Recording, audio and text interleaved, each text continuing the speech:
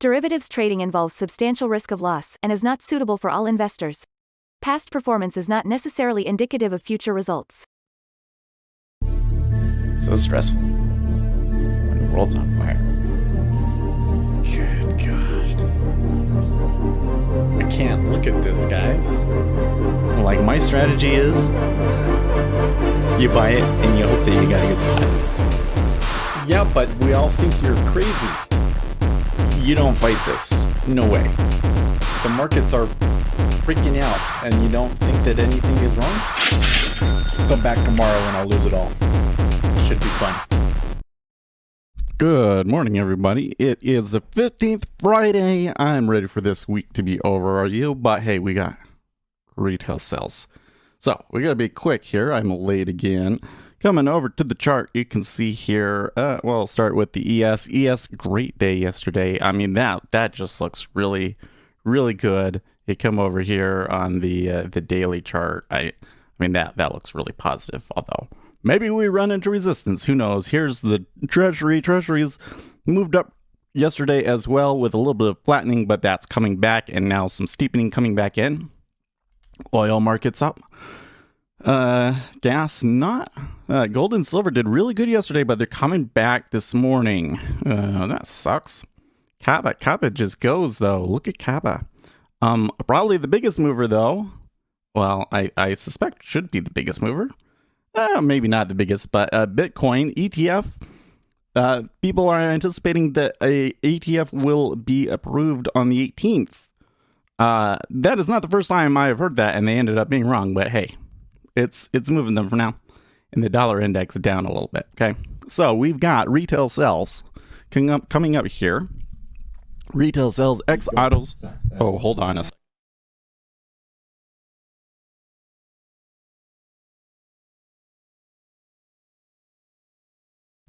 I still had my speakers on from yesterday.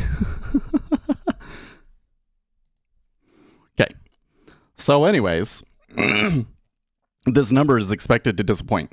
Okay. But the street widely expects the analyst estimate to disappoint. So X autos, they're expected to be month over month spot 5. But the street expects it to be less than that. That was kind of what they all said, though, with the non-farms number last week, and they were all wrong. So we'll see. Okay, so we got 1 minute.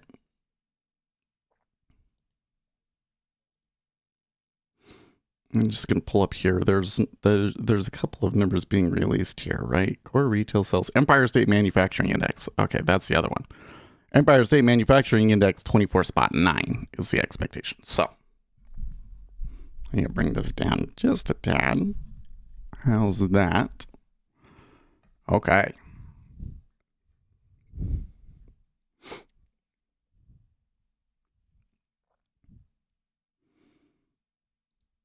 So the default expectation is that these rates are going to come down. But I don't think I'm going to try playing. Look at the poll. So I'm not going to try playing an order right away in this. Look at that.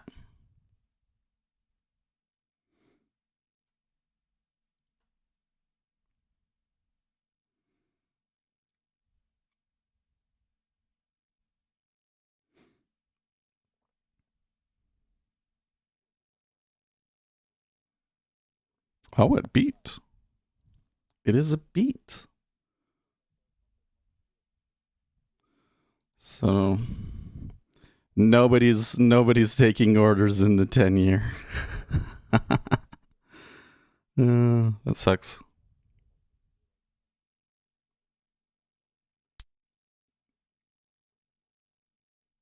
That might be wrong there.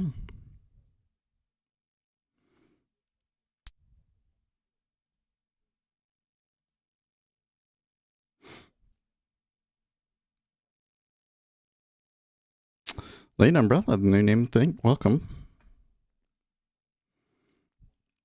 I missed the Empire State number. What was that one? New York Fed Manufacturing 19.8 versus 25. That's quite a cool off from last time around, wasn't it? Last time around it was 34. So that's a miss on that. Okay, now the Treasury's liquidity is back.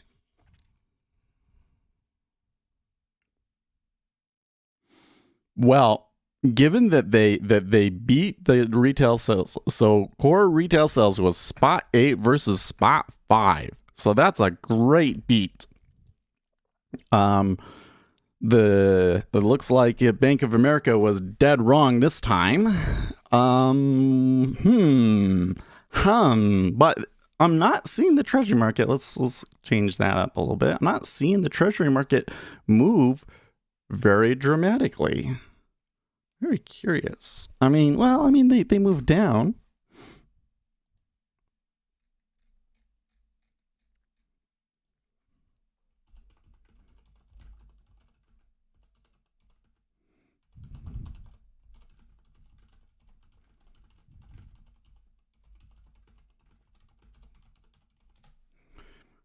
Given the poll and everything else, we're not getting as much volatility as I would expect. There could be more here, though.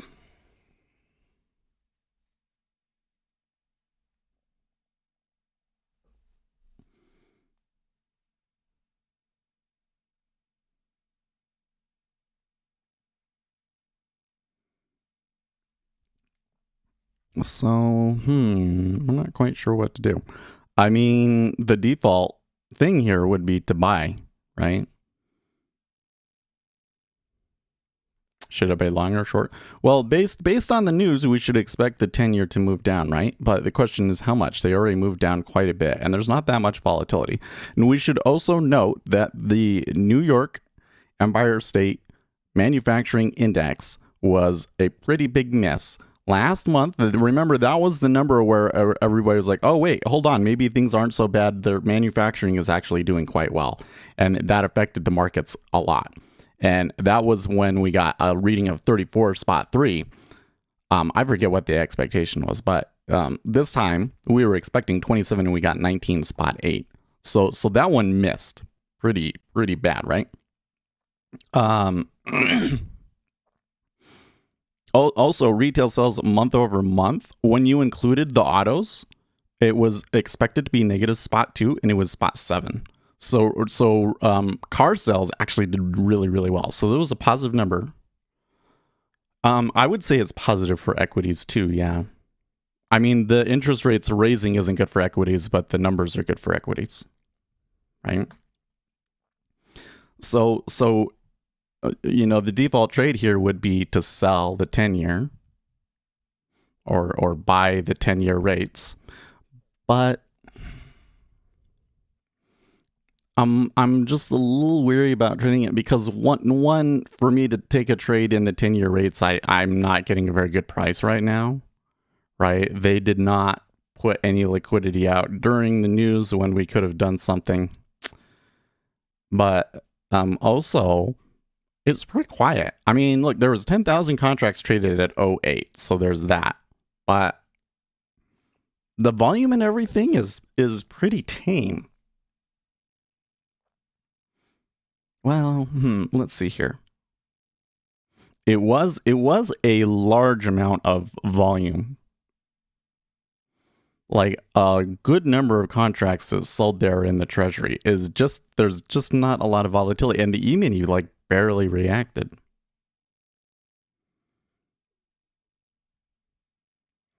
Oh, we're also getting the Goldman Sachs numbers.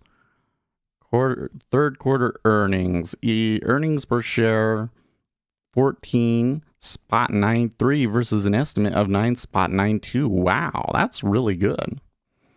Net revenue 13 billion versus an estimate of 11.6 billion. Trading revenue 5.61 billion versus an estimate of 4.14. So that's really good because they made money, and it did not all come from the trading revenue, which is what they've been trying to do.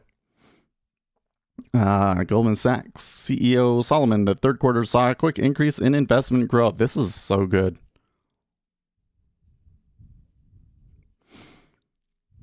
Goldman Sachs boasts an 88% surge in investment banking revenues, helping it smash Wall Street's quarter 3 earnings forecasts. That means that Seth makes some good money today. I am happy.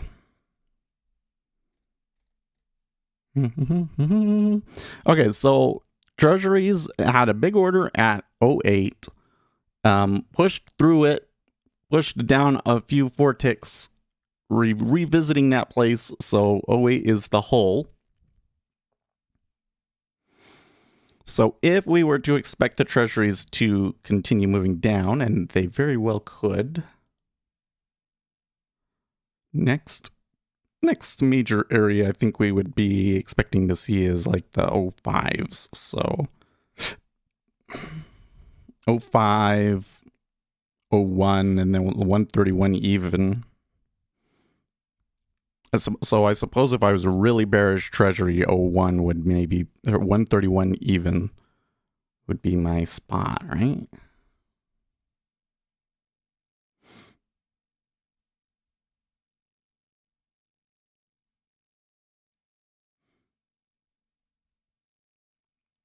Seems to me that the S&P 500 is reacting more to Goldman Sachs earnings than they are the retail sales. Because retail sales, they didn't really do anything.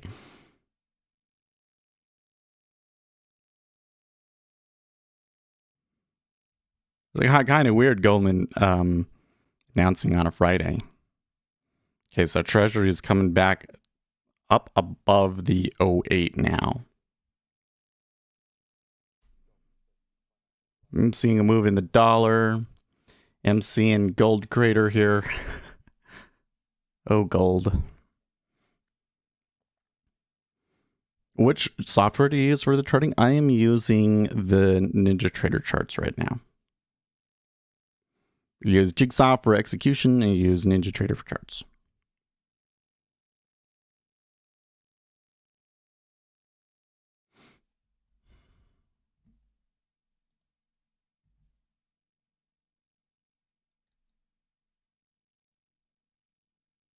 What? New York City judge suspends dad's visits with kid over vaccination status. You gotta be kidding me.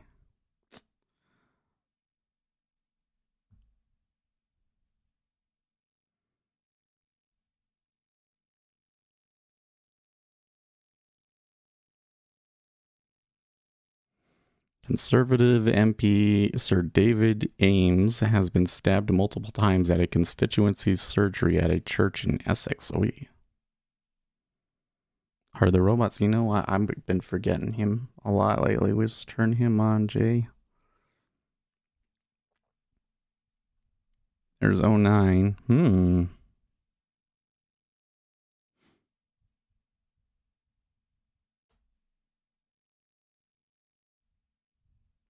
So this is a little interesting to me because I'm looking for a hole, right? And you'd expect to see it at 08, but they don't seem too connected to it there. The offers are pulling and the orders are just coming through and pushing up. And the 30-year in particular is on its highs. Communism.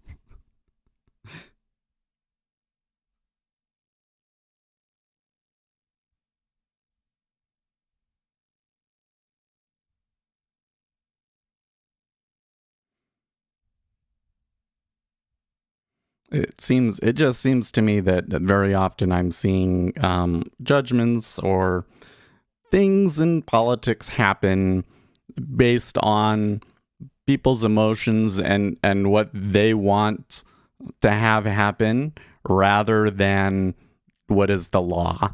And I don't see how you can use the law to deny a man his legal child visitation visits, right? But I can certainly see how somebody that's super pro-vaccination would try and justify doing that anyways.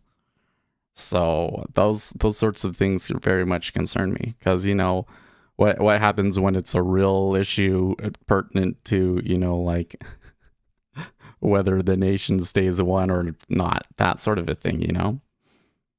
Well, there's a reason we have a constitution and laws. Why is that so hard for people?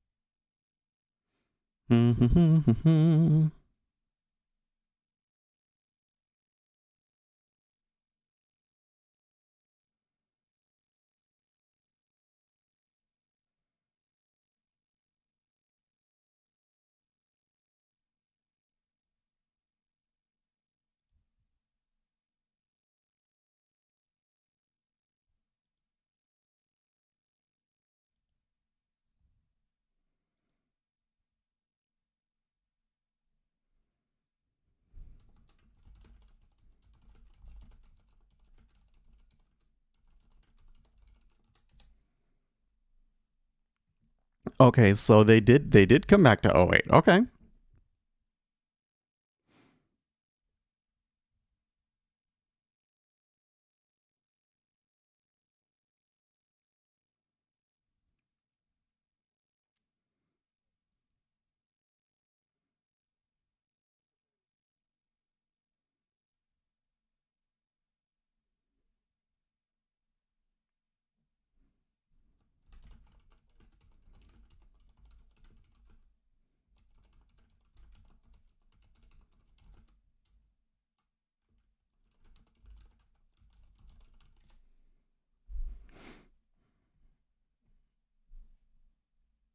Okay, there's 07.5. Man, could we have bought all 555? That kind of fooled me a little bit there by trading into 09.5, man.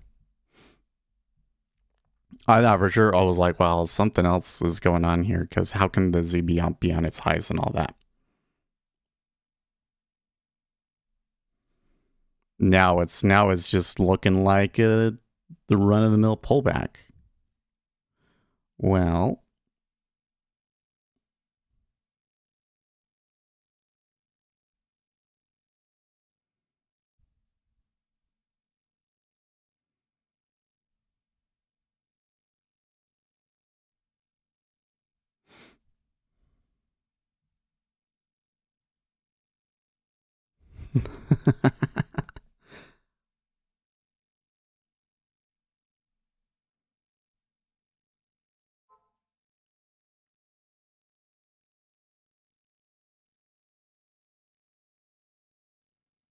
hmm.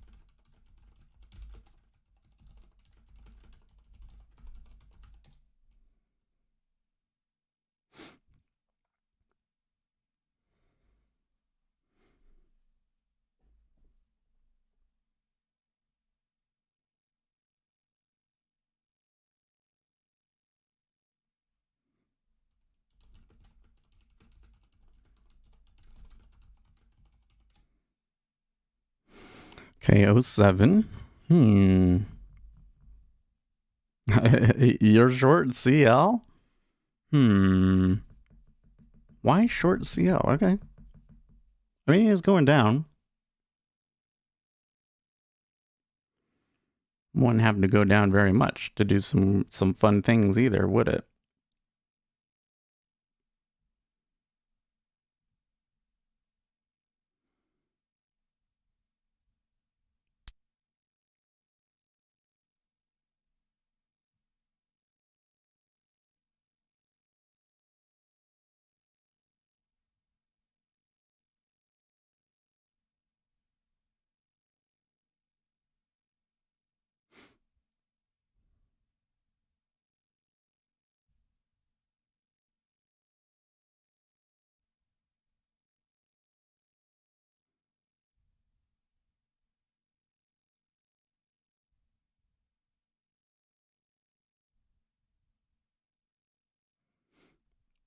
Well, I think I should have put an order out back here, right?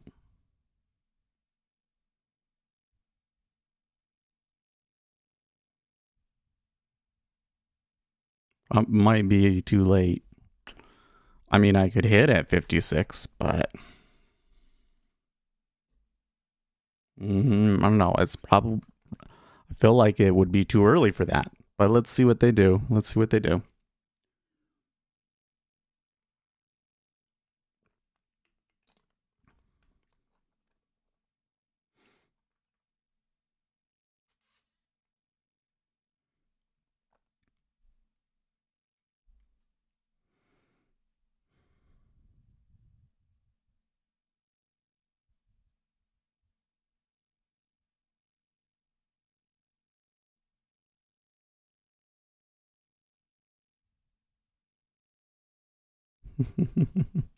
Top of the morning. Good morning. How are you?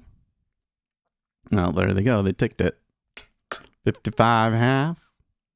Ooh, quick. Okay. Well, now that one was a little interesting because I mean, it pulled back very quickly, but not really based on volume per se.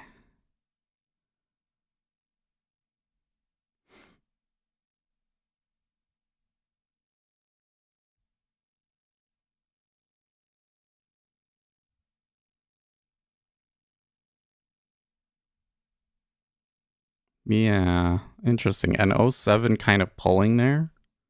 What's with that? I'm not seeing any kind of, well, maybe the dollar. The dollar is kind of doing some interesting things here, but the 6J is sideways, which is also really curious.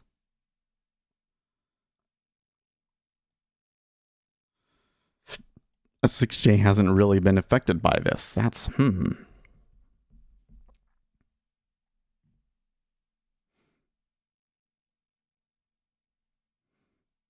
Hit the thumbs up button. Thank you very much, Win. I forgot to turn on the text-to-speech stuff.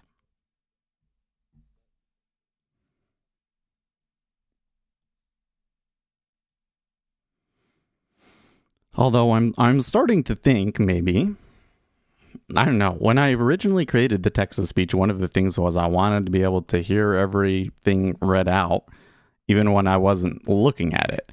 Now it's like when I don't really want to look over there, I just don't, and I just don't respond to comments. You know what I mean? But now I've got these. I've got an LED board. I think it will probably still be another week. Testing. 1, There you 2, go. and 3. Sounds good. Yeah.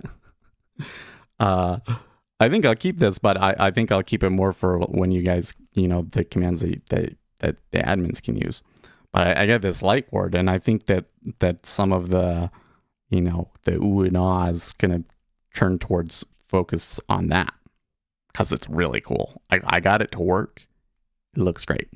I need to mount it better, so I ordered some stuff to make a really nice mount for it. So that'll probably still be another week. But that gives me time to program something up, because right now it just runs like a straight program, and I want to make it, show stock quotes and stuff.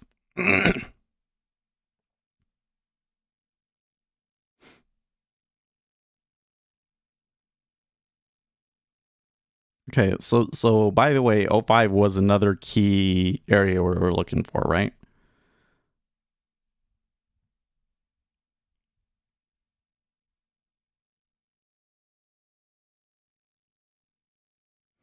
So it looks to me like we've got pretty strong market sell pressure still. There's about 20,000 contracts net sell here, which is a lot. Okay. And we are kind of running into the limits of the order book because you're seeing a lot of upticks and downticks on, the liquidity pulling. So we're kind of in that spot where I don't necessarily want to try and buy the high on it escaping. I want it to come back and give me a better fill, right? And I wouldn't even be surprised if we could get 15.5 or even one spot 555 or even one spot 550 again.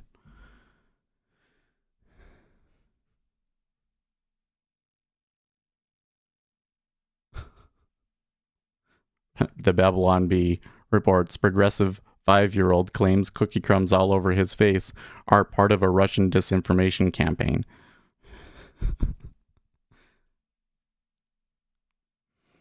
And Ed Bradford points out on Twitter the federal funds futures now fully pricing a 25 basis point hike next September. Yes. So here's the issue that I have in treasuries right now. Because if this was last week, I would have been like gung-ho, let's short this, right? The problem that I see is the Federal Reserve said that they're going to taper next month. That market seems to have priced that in finally. Federal Reserve says that they're going to rate hike late next year, which would be in September. So the market now has fully priced that in as well. Does anybody think that the Federal Reserve is going to raise interest rates earlier than that? Because I don't see how that happens, right? So like the downside is kind of limited now. You've kind of reached the target. The risk reward isn't really in favor of going short so much anymore. You're probably much more likely to make some good money on some number missing and us, moving up. But the news that we got was definitely bullish news, I would say, and would push interest rates up. So it's kind of, if I was able to have taken an order right there in the thick of it, then I probably would have. But the 10-year micros didn't really give us that opportunity, did they? So now it's coming back, I think if I'm going to take a long here in the rates, I think that I have to catch a good spot. I think I really have to be careful about the spot that I get. And I probably shouldn't be looking for it to be something that just runs and runs and runs. Reuters says strong food prices and rents pushed up consumer inflation in September, while higher energy costs kept producer prices elevated. The price of Brent crude has shot above $8 a barrel. Yeah. I was talking about this with Luke yesterday, because after the stream, he had an issue with his orders, and after the stream, he came back and told me a little bit about what happened with it. Apparently, they did change something in Jigsaw about the order in which it takes you out of the position and then cancels your orders, or the other way around, and they changed that. And they're realizing, oh, that should be an option, because for you definitely want it to take you out first before it cancels the orders. But anyways, and he was talking about that because I think you really want to think about it in terms of money flow, right?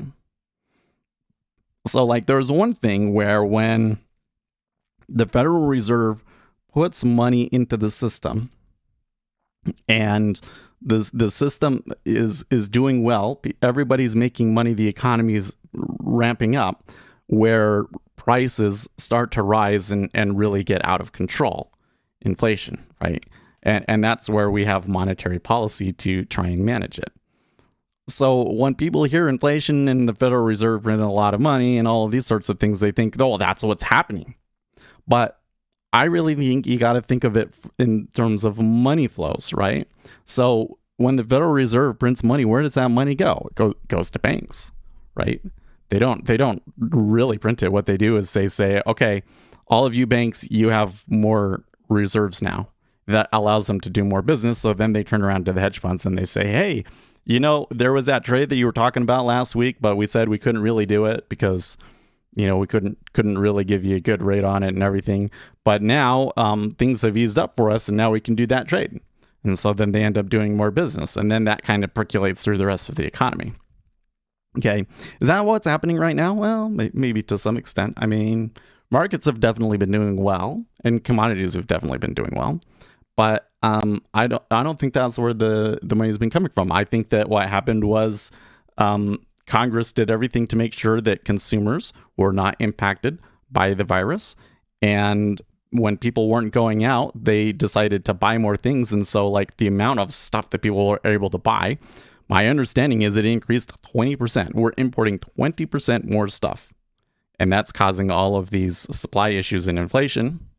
And then on the energy side, we have done all of these things where we've basically been hampering our ability to produce fuel, and the OPEC countries aren't producing it nearly as much as they probably should. And so you're getting this energy crisis essentially, right? So it's not, I don't see the evidence that shows that this is all coming from the Federal Reserve policy, right?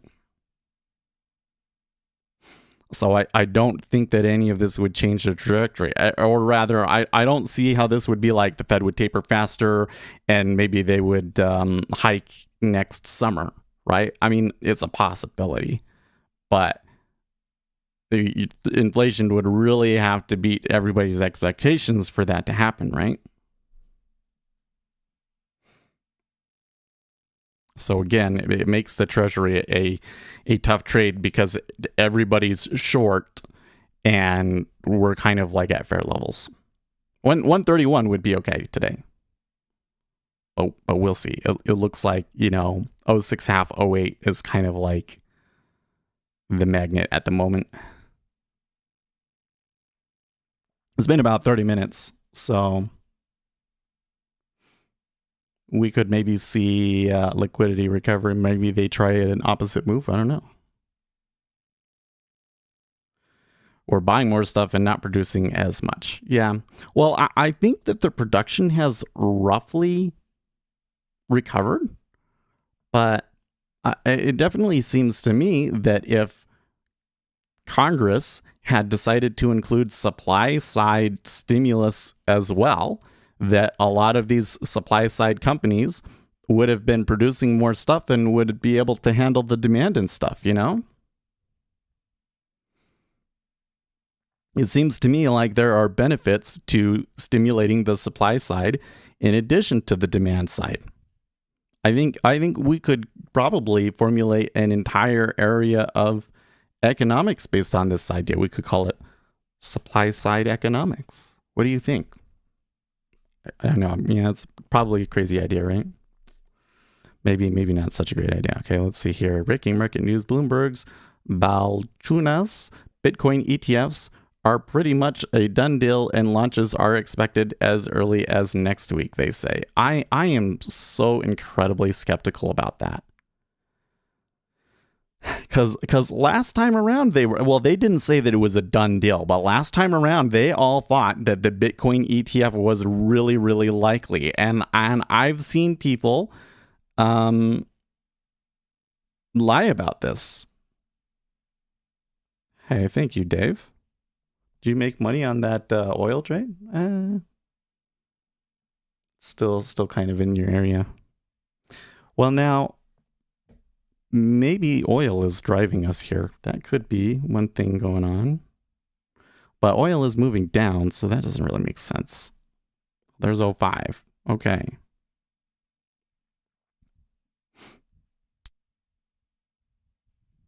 And see if I had been able to catch 055. One spot 555. I think I would have to have a take profit there at 1.565. Although they're pushing below it now, so.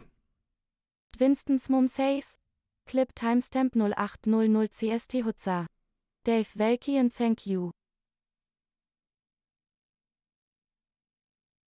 Oh, I'm surprised that worked. Very good. Clever.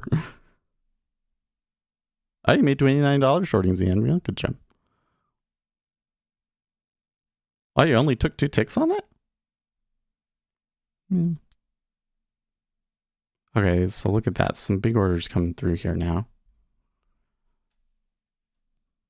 So remember, when you see a big order, you often see like a little bit of order flow trying to chase it afterwards. So that's usually not the bottom. I used to think, I see orders like that at 04. and I would just reflexively buy there at 04, or I would take profit at 04, and then it would go down like another 4 ticks, and then it would come back to it. So what I've realized now is that like that kind of sets the spot, doesn't necessarily stop it. There's usually a little momentum, usually carries a little bit more, and then it bounces back.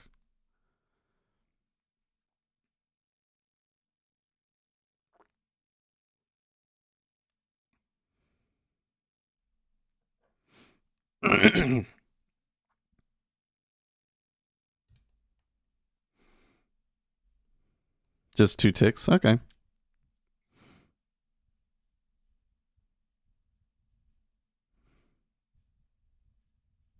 Two ticks is a good winner in ZN. It really is. And in these kinds of situations, I would always be looking for like 10, but I don't know. How much more can we get? So the next spot, if we continued, would have to be 131, right? Well, you can see a little bit of orders down there. There's definitely, look at the orders in the 5-year. So we are getting some really hard flattening right now. And I really mean it. Like that long end of the curve is really flattening it. Everything else is rising, but the long-term rates are basically standing still. Well, they're not standing still, but they're fighting it very, very hard. So here you go. It was always funny that there was always like John, he was always like, no, it's always better to trade the ZB. It always goes further, right? Wrong. This time, at least. These ones went way further. If you traded 2 of these, you'd make more than if you traded 1 of these.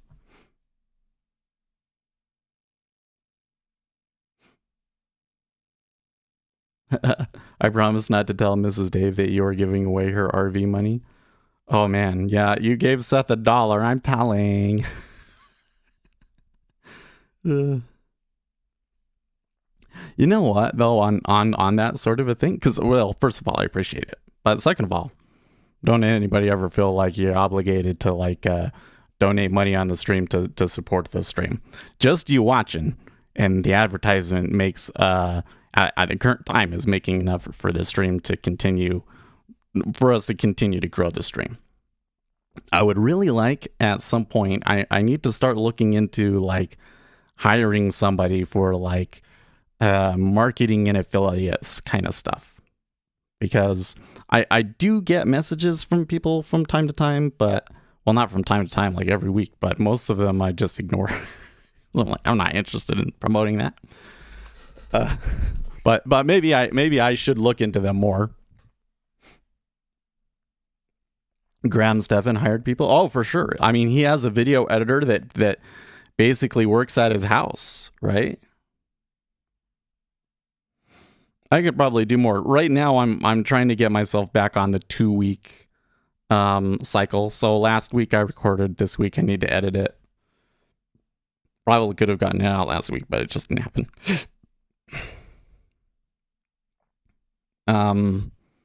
But I think the thing is I'm not. I mean, I guess I know a lot about marketing, but I don't feel like I'm great at it.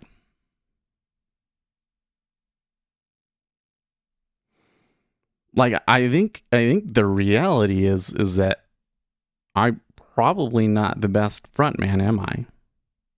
What do you think? I mean, I'm not that bad on camera, but I don't necessarily have the electric personality that everybody wants to come in and just hang out with because he's so electric, right? Maybe sometimes. But no, I think that the people that come in here, they come in because they're trading and they're serious, right? So probably a better money-making venture for the YouTube side of things would be, somebody that's really good at the marketing and maybe the brains behind it, telling them, feeding them the information about the markets to share and creating the indicators and stuff, When there's time for politics, I wonder what you all think about Trump telling his voters not to. Okay, so that was nuts. So yeah. When I that's not the first time he's said that sort of a thing too, right? I guess I have a little bit of a mixed feeling about it, because on one hand, I do think that the changes that have been made to voter, like I really do not like mail-in voting. Like honestly, I'm not saying that people are stealing elections with it right now, but I really do not think that mail-in voting is a good idea.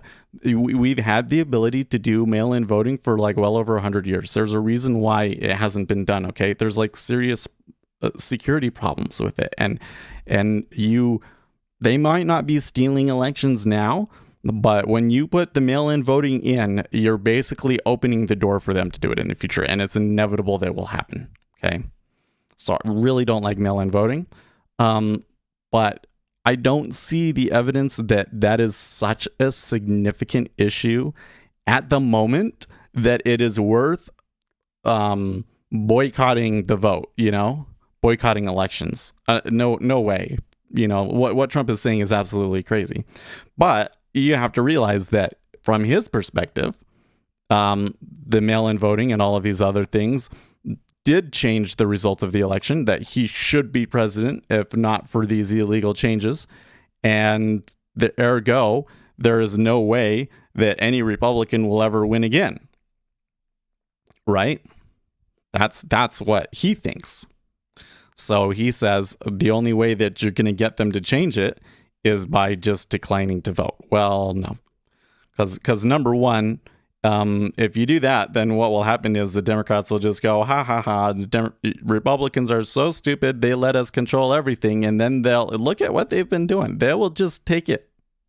They'll just take everything, man, and change everything. You really want to live in that world? So yeah, I wouldn't go down without a fight. Okay, you gotta go and vote. Anybody thinking about boycotting elections, I would seriously, I would ask you to seriously reconsider that. Okay, but second of all, they're gonna win. The Republicans are gonna win. Like in the midterms, Democrats are gonna get absolutely eviscerated. Okay. I'm sorry, but the almost certainly Joe Biden's approval rating could recover somewhat. Okay, it's really bad right now though. Okay, and it's not recoverable enough that it can prevent the disaster in the midterms. Democrats are just going to get slaughtered. They are very likely to lose both houses of Congress. Okay, and then when you game that out to 2024, Biden's going to have a really tough time, and probably the only way that he has a chance is if Donald Trump runs again. Paradoxically, but even then, I think that in that situation, really good chance that Donald Trump wins. Yeah. Trump lost because he has a big mouth and poor judgment regarding communication. It really seems to me like the first time around that he had a good campaign, and that they kept it under control, and that the last time around that didn't happen, that when it got to the end, he was just doing what he wanted. And the issue really came down to his messaging on the coronavirus was very, very poor and did not pull well, but he wouldn't shut up about it. And I tell you, it's quite surprising to me how virulently anti-vax the Donald Trump base became. Like when you go on the Donald, that is all they talk about, man, is the vax. I don't care. I mean, I see these things happen in the news stories and I don't like it, but I don't think about it outside of that. I like mail-in voting. Let the people be heard. I'm telling you, it's a bad idea. Number one, it changes the results of elections. Okay, it straight up does, and not in a good way, in my opinion. Like I'm just, you have if you do an election, listen. I think that people have this idea in their heads. I'm going to try and justify it, okay? That like There's a right way of doing things that is deemed by God, that God said the best way of doing a democracy is to get everybody to vote. No, nobody ever said that. Why is it that more participation is inherently good? You have to look at the particular policy and the effect that you get out of that particular policy. If that particular policy, mail-in voting, results in worse policy in the future, then it's not a good system. And it's not. So why is that not a good system? Well, number one, because it does allow fraud. I don't think it's happening yet, but it will. And number two is that you don't necessarily want everybody to vote, because people that aren't informed make really dumb voting decisions. They basically vote on like raw human emotion rather than on knowledge of what's actually going on, and that almost always results in the wrong decision. So you want the voting populace to be informed, right? And mail-in voting results in a less informed voting. Okay. I would hope that everybody would then at least go and, okay, I'm going to read on my phone and do all these things. But like, you can't make those decisions in like 30 minutes and just do a Google search, because really all you're doing is you're just letting Google choose who you're going to vote for, right? Are you suggesting that people should be vetted before voting, like sort of like what Socrates thought democracy needed to school their voters, educate them in civics? I definitely think that would be a positive thing, although I think that would be counterproductive to have like a test or something that you had to pass to be able to vote, right? That would get abused too, unfortunately. But yes, in an ideal world, all voters would be fully informed. But like that's kind of the thing, is that it's very difficult for you, an average citizen, to be fully informed on politics. I mean, websites like Politico being out definitely help, although there's nothing like that for local issues. This is probably a bigger issue at the local level than it is the federal level.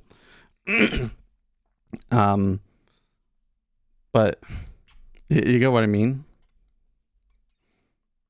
I kind of lost my train of thought there, man. They're getting pushed down again.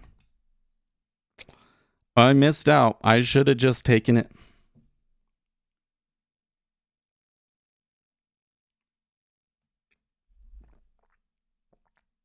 It's okay. I mean, they only gave me like one chance to really get in at one spot 555, so.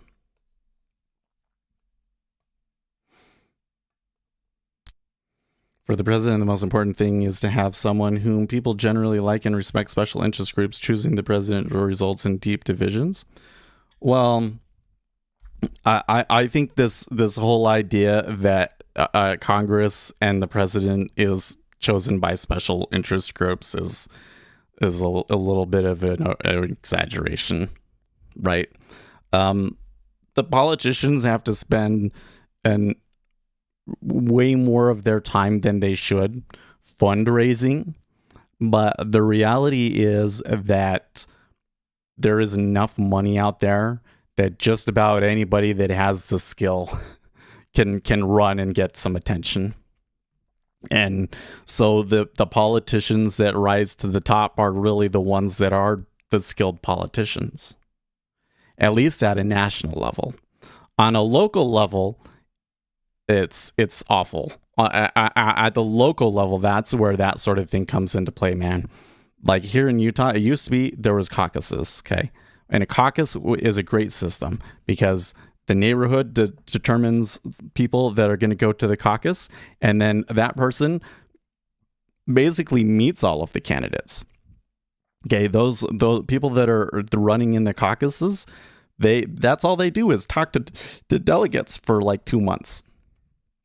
And when I did it, I had every one of them come to my house. It was like every night I'd have people come to my house and go to cottage meetings. And I knew a lot about these people by the time it was come to vote for them in a way that you simply cannot know them in the public election. In the public election, it basically comes down to name recognition and marketing.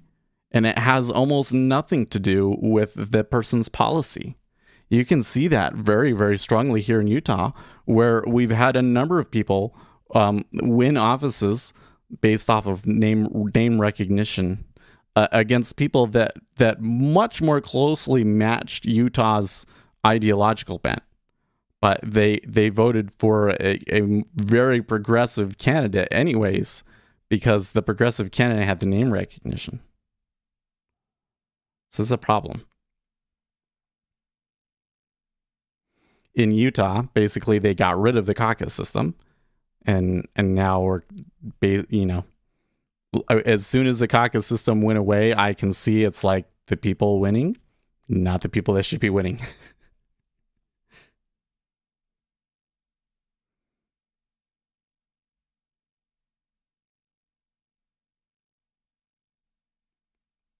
Anyways, now the other thing that you brought up was Bannon. I don't know what to think about that one.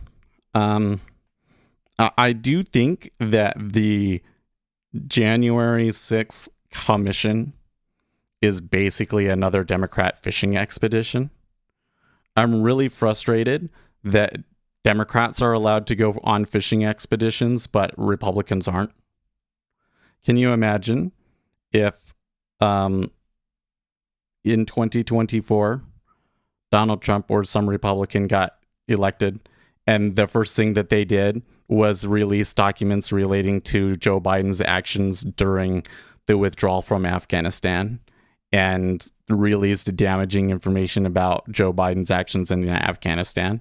At that point, how can a president be confident in acting anymore? There's a reason why they have privacy, and giving them carte blanche to get whatever they want out of the White House like this is like a really, really bad precedent. But as to should Bannon appear before that commission, they'll hold him in criminal contempt. I guess you can just refuse to show up and just stay in jail, and that's fine. I don't know.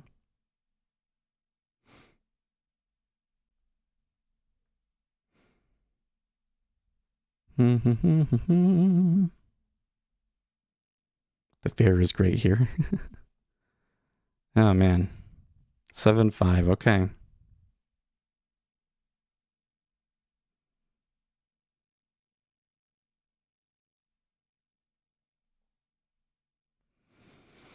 I mean, I said 131 even, right? So it's not like I didn't think that it was going to go further. I just wanted to pick some spots, and it just really hasn't traded them. To really do this, I'd have to hit into 5.75. I don't know if the risk reward here really makes sense. Sometimes you could sit down and say, well, I missed the move, but I did the right thing by not trading it. You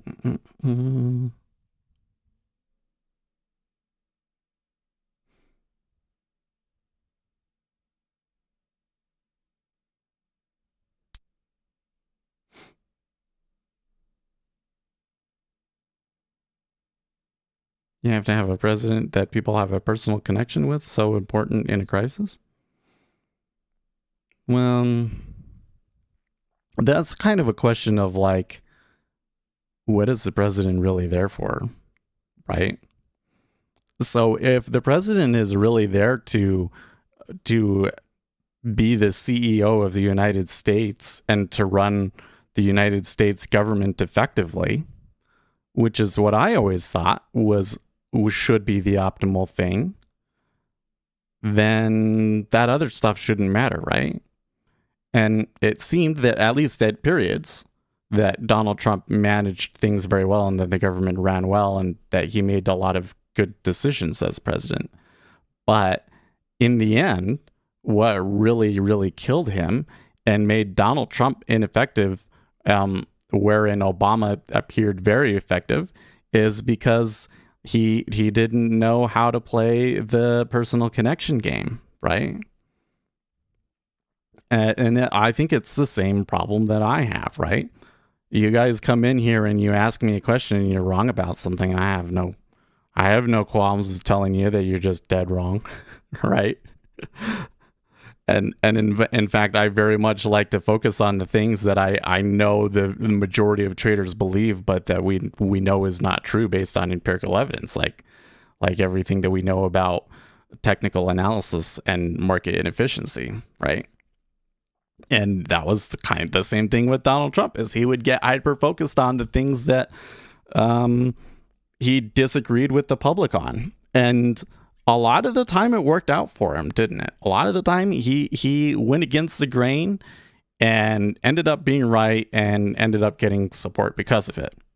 But it didn't work that way with the pandemic, did it? Right? Because even though maybe a lot of people would agree with him that like there shouldn't be mandates, for instance, that we don't need to be shut down anymore, for instance, when he goes out and he says it, what did people get the impression of? That like he doesn't really care about us and what happens in the pandemic. He's more concerned that he's gonna lose office because of the pandemic, right?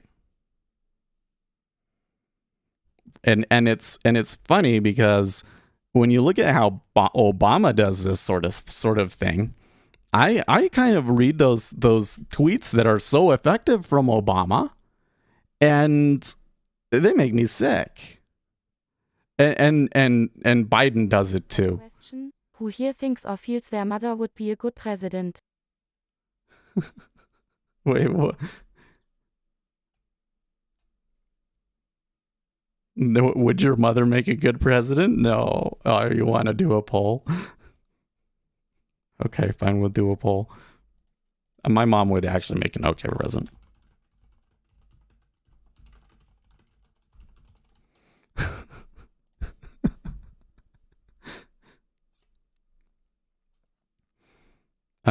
Anyways, what was I saying? Oh yeah, so like let's try and find an example.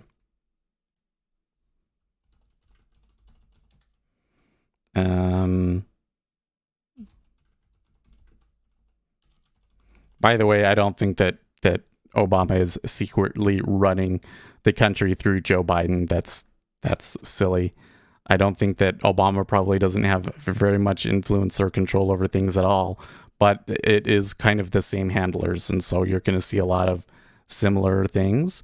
But there are a lot of things that are going on right now under the Joe Biden administration that I don't think would be allowed in the Obama administration. That Obama would say, no, that's even though maybe ideologically I want that to happen, that would be really bad politics.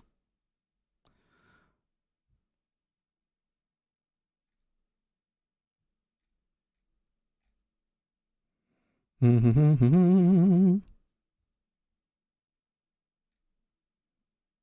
would be a good example from Biden. For the first time since March of 2020, the unemployment rate is below 5%. We still have more work to do, but recovery is moving forward even in the face of a pandemic. So like I'm reading that, like it just irks me because I'm like, well, okay, that has nothing to do with anything that you did, number one. And there's all of these problems that you're creating that you're ignoring. But to the average person, I think that kind of PR message is really effective, right? Let's look at Obama's Twitter. Today we lost an icon with the passing of Timwell Black. So like if somebody dies, I'm not necessarily going to make a post like that unless it was somebody that I was really close to, right? But a politician, you're supposed to do that sort of thing. Okay. In fact, the last 3 tweets by Obama were congratulating somebody or mourning somebody's passing.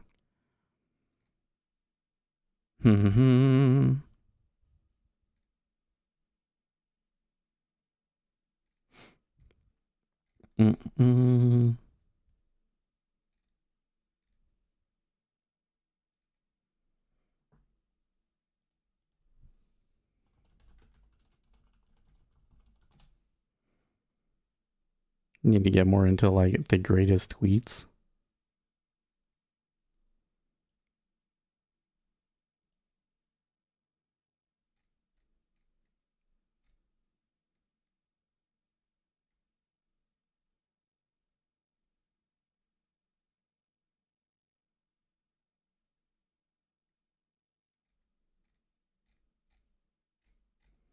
Oh, that's weird.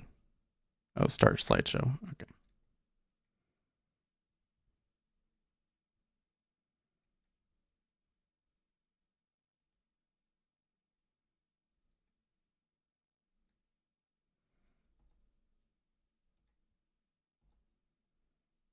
The slideshow was broken on this website.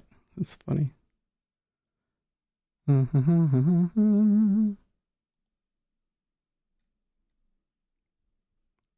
Okay, yeah. So another thing that he'll do is he'll post like catchphrase quotes that might have flaws in them. For instance, one of Obama's top tweets was, "No one is born hating another person because of the color of his skin or his background or his religion." Actually, there's some psychology studies that dispute that kind of thing. That actually shows that kids as young as 3 demonstrate clear biases.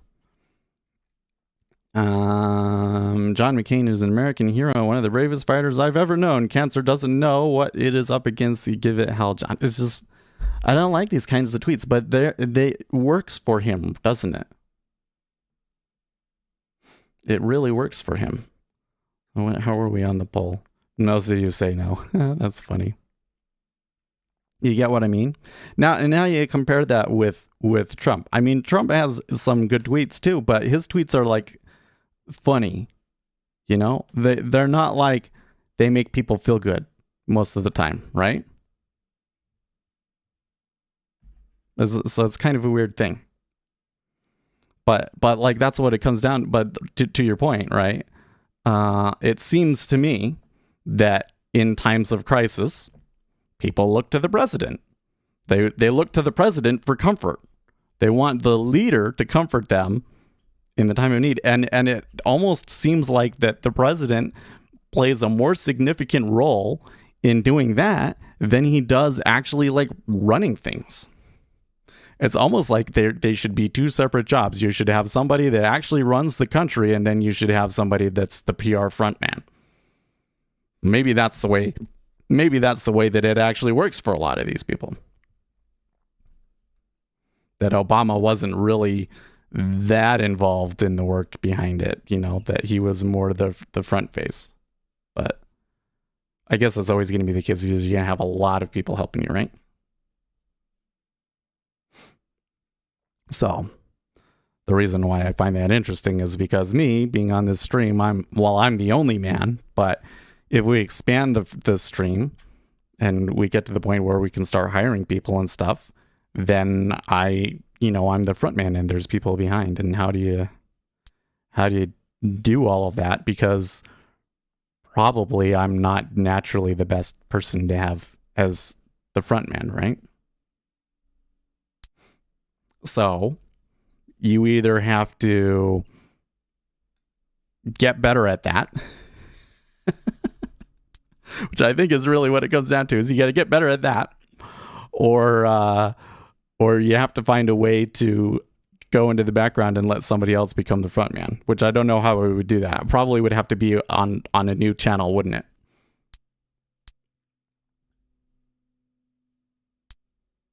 It would be like a new channel where to people viewing the channel, I'm just another news anchor on it. And the guy that is the star is somebody else, even though I'm actually running everything. Which actually very much appeals to me. Or I can just go into another adventure where somebody's a front man and I'm working for them, which maybe would be better for me too. Appeal to authority. The idea is warm and wise father figure leading us. This is the majority of people in personality theory. The appetite society lovers of game. Yeah. Yeah. So they got back up there to 05, but it came back quick, didn't it? So this is kind of a little dangerous to be trading. Now the E-mini is starting off kind of selling. And Jay has been taking some trades. He's taken a bunch of trades, in fact, and making money from them, but just tiny ones. That's interesting. But we are getting some risk-off sentiment coming in here, so maybe we could see treasuries move up a little bit off of that.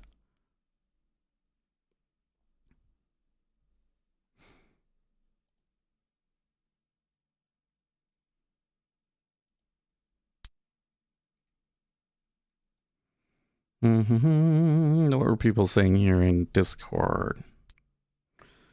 Quick note, very hard to correctly assess the current situation in this atypical environment. Usual models don't work, so consensus is not a good guide, and I doubt the market takes it into account as quickly as usual. Things usually settle. Yeah.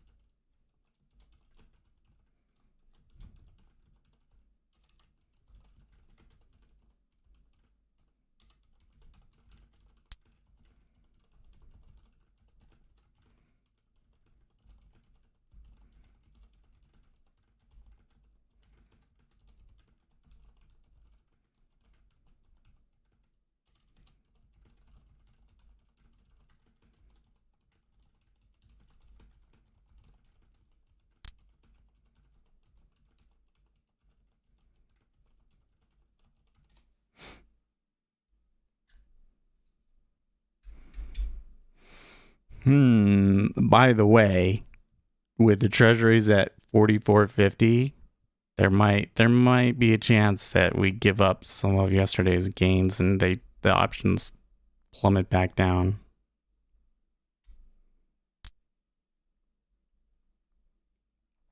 I suppose that talking about feeling like I'm not a good front man probably doesn't inspire too much confidence either, does it?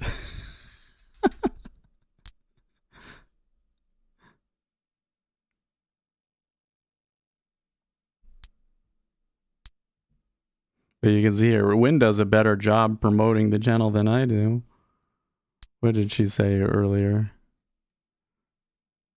You're fantastic on your camera. You can talk for hours, and you do. You do your research, and you Google an answer that you don't know. You're funny and likable. Thank you. You're a very good talking head.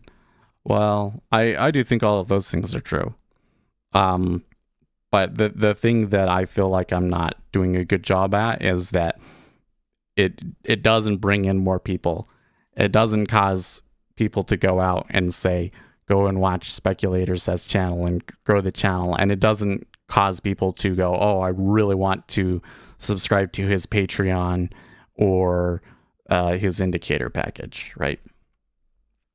By the way, there's lots that I could say about Bitcoin today, but I am going to put it in the Discord, or not the Discord, the Patreon note for today. I haven't done as many of those notes this week as I should have, but I have a note today. Some ideas about the upcoming Bitcoin ETF that I think would be important to keep in mind. So if you're not subscribed, I would recommend you want to hear about that. I would go and do that. Please take a quick second to thumbs up. Thanks. I am sure this will help your trading today, so stay profitable and hit that like button. Again, thanks and happy weekending. So is the S&P 500 selling because of the interest rates raising? Because the interest rates don't seem to be responding to risk-off sentiment at all. They're just continuing to push down.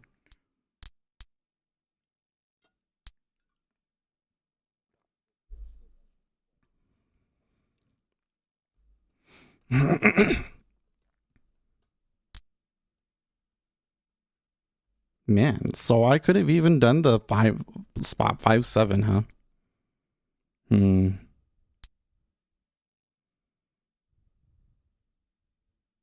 Kind of sucks sitting here and not catching anything, but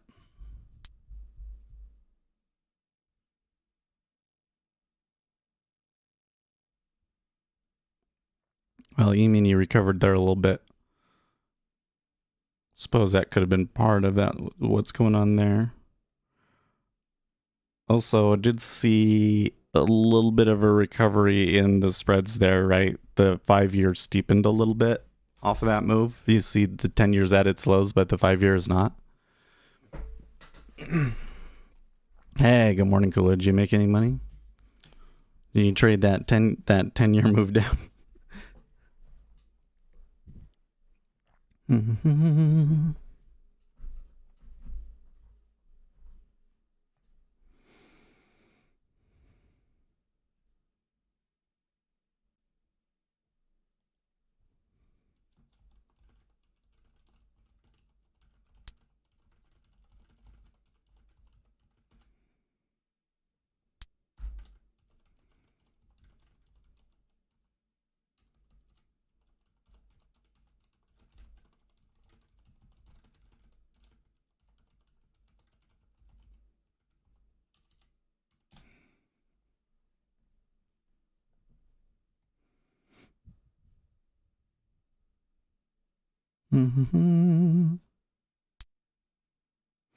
Well, I'm wondering here now, with the way that the 5-year is trading, is the 5-year going to pull them up, or are these two going to drag the 5-year down with them?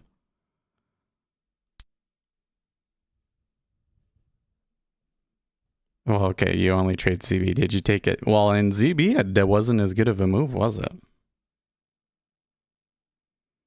Hate the Q in ZN. Yeah, well. It seems like I suppose in ZN you would have gotten filled in the Qs, but man, over here in the micros, it's too hard to get fill.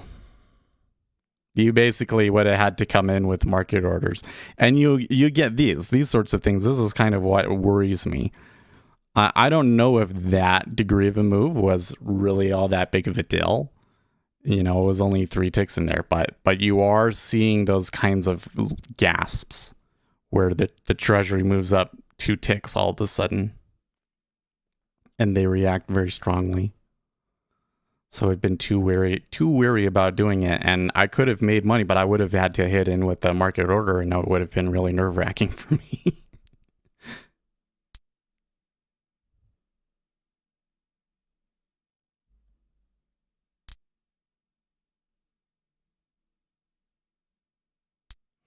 Probably to hit my profit targets for the month, I'm going to have to be taking more trades.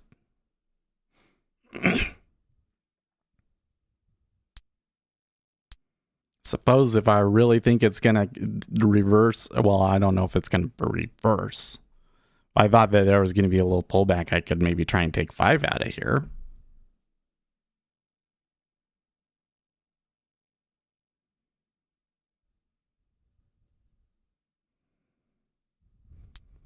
Actually, the order flow that we just saw there could cause a reversal. That's the sort of thing that would be at the start of a reversal. Especially if the S&P 500 continues to struggle. I mean, they've come back to the open, but it's still pretty iffy.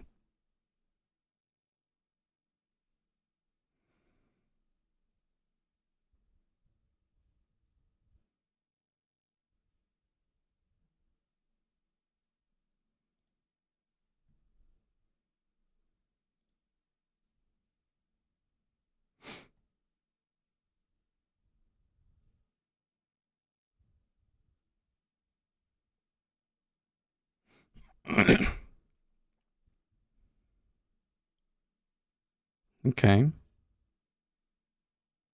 Interesting.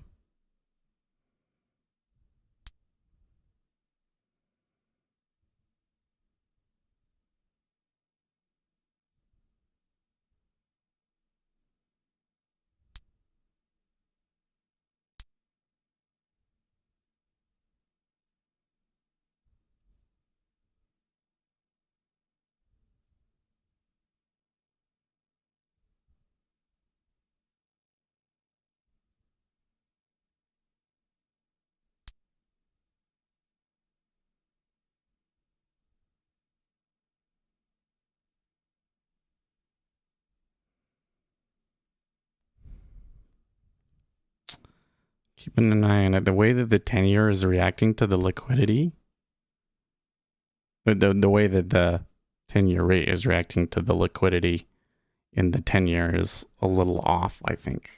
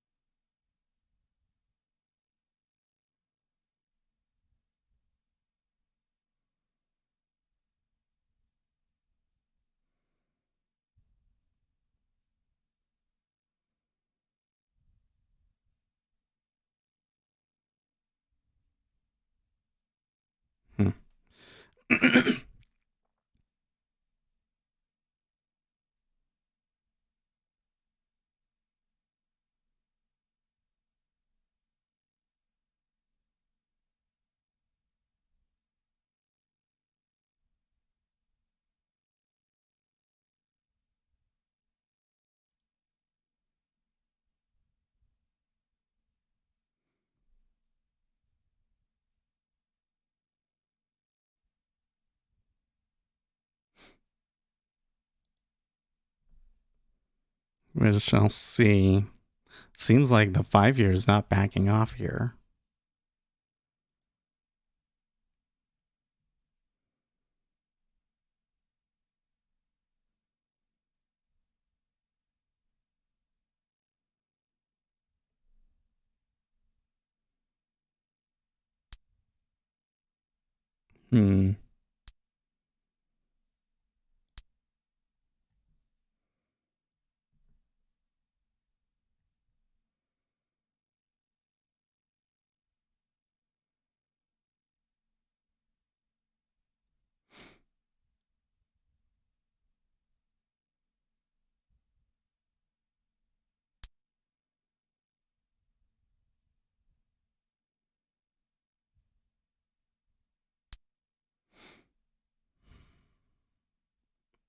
I'm all super focused now, huh? There's a pretty good set of upticks though, especially in the 5-year. They probably, there's going to be a little bit of resistance here at 067. You can kind of see that when they clear it, that more shows up.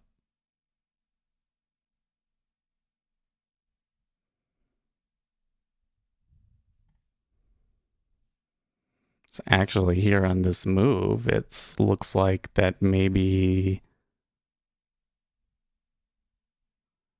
I don't know, the 30-year kind of caught up and the 10 is kind of the laggard.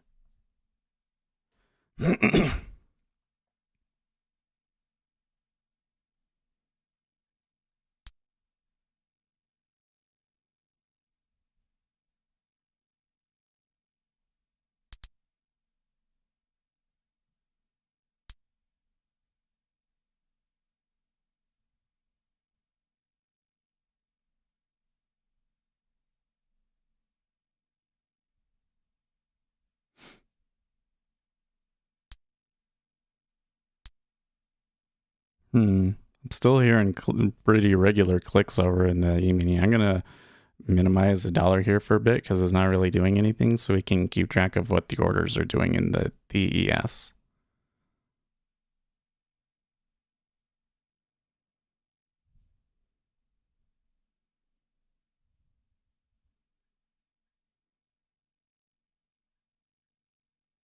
Do you see oil moving up a little bit?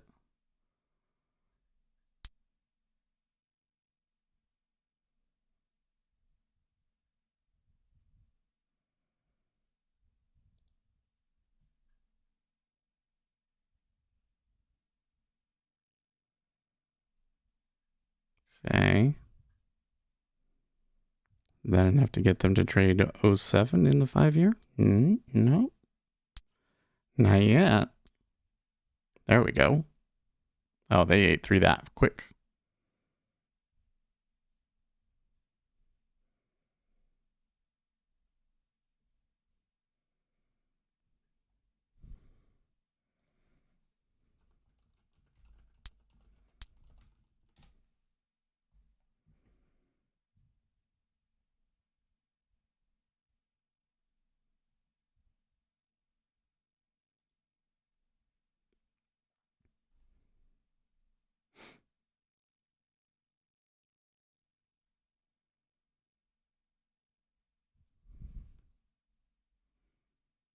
Okay, so the 5-year made a higher high.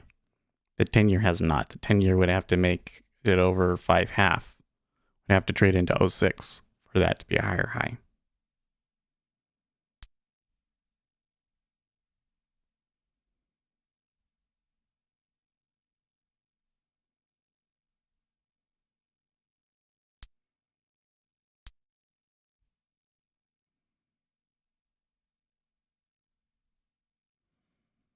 ES still kind of clicking around, although it looks like it's mostly pulls that's causing the clicks. So that might not actually be a big, tell us much of anything.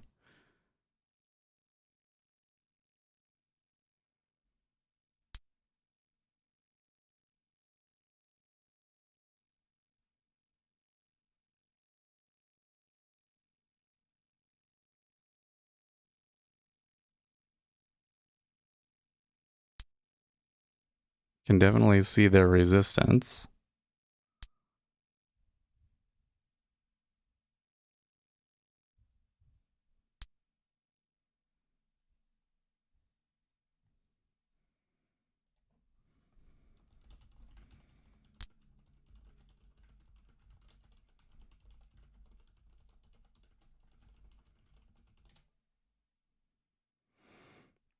Maybe that level 2 on the equity correlation would help. Yeah, in this particular instance, I don't see a very strong correlation between them at the moment.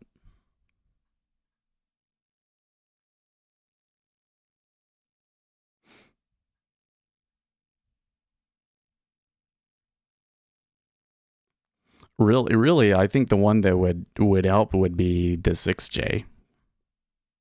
6J in the 10-year. Or just correlation when you see a cluster come in through on all three. And then we could study what happens when that occurs.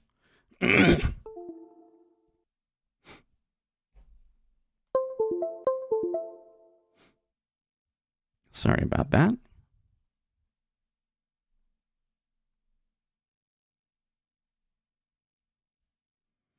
Well, they may well want to push up. The recovery here had a lot of delta behind it. But there just seems to be some people trading the resistance on the downtrend in the 10-year in particular.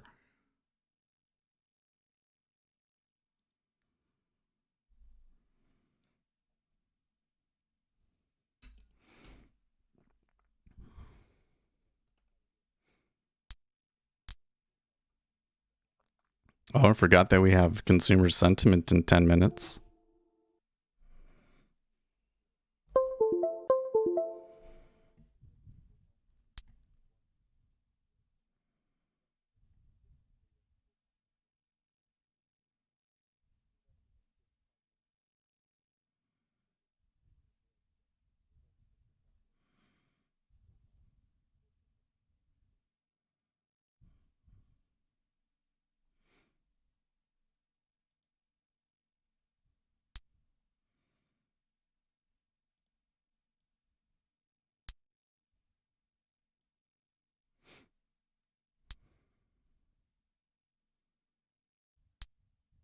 Oh, yeah, a little bit of selling there.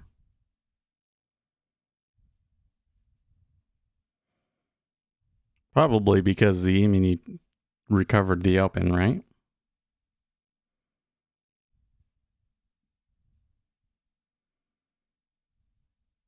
I didn't necessarily see orders coming through in the ES so much, but then when it moved, the 10-year did move.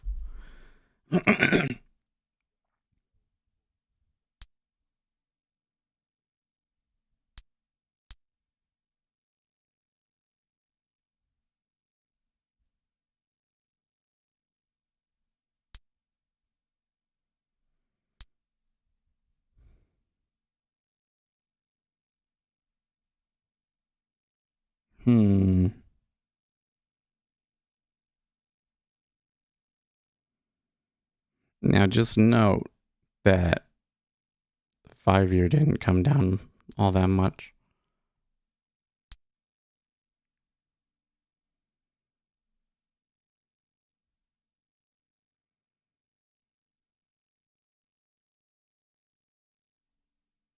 Jay's still in his trade? Yeah, he is. That's funny.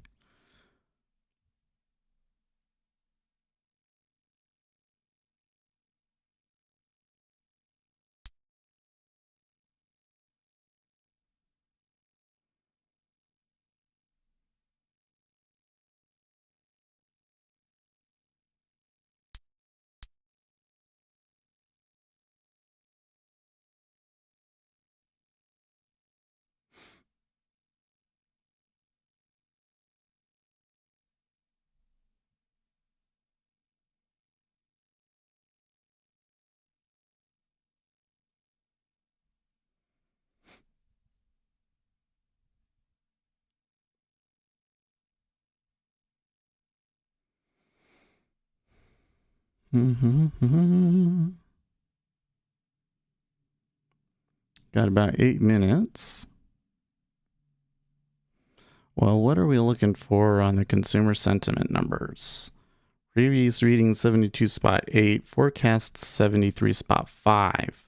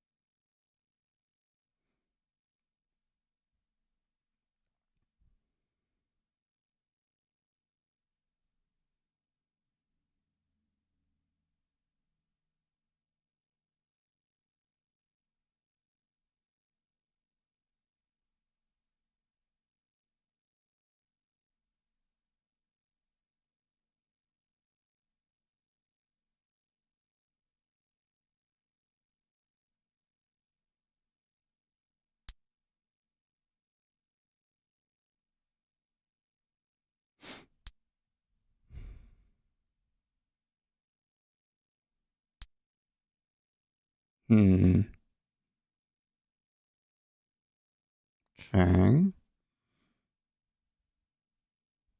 I just want to note that the large order activity in the S is mostly happening on the offer.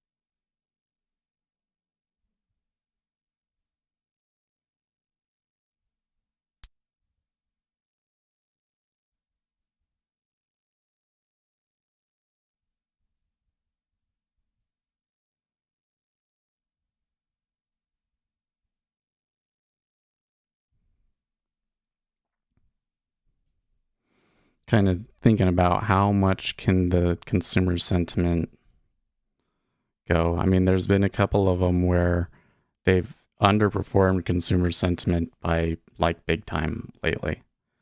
The expectation is so low, I don't know if they can really miss it by that much. Good morning, volatility is much lower today. Well, it's been a lot more trendy today too, wouldn't you say? Every time, I mean, I obviously wanted to go short after that news, but you know, it never really gave you a really good pullback to get in. I kind of thought that it would be like the previous days where there would be really extreme pullbacks and overextensions, and then maybe you could get short, but it never really took place.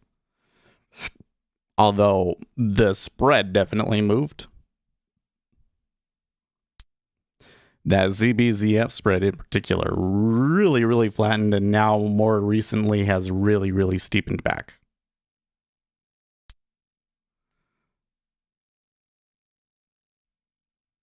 And by the way, good morning, Lucas.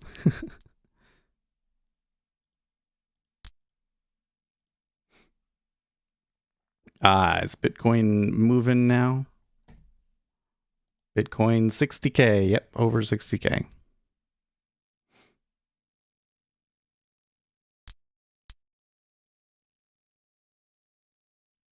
Yeah, their Bitfinex says actually exactly what I think about it. Yes, someone in the know at the SEC said the Bitcoin ETF is approved because someone that actually knows would risk their job to leak this information out. It's not like their boss will find out that it was leaked after multiple articles talking about the leak. I would be extremely skeptical about the Bitcoin ETF news because it would not be the first time that we were lied to about on it.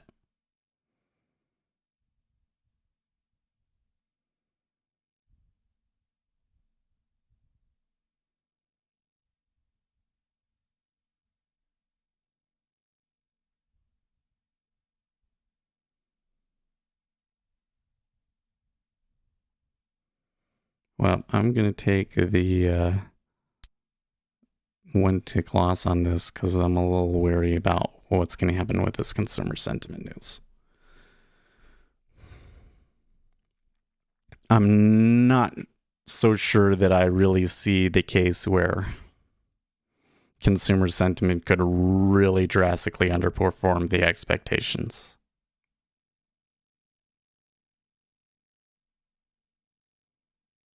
And with it being like right where my entry was, yeah, I don't think holding through that news makes sense.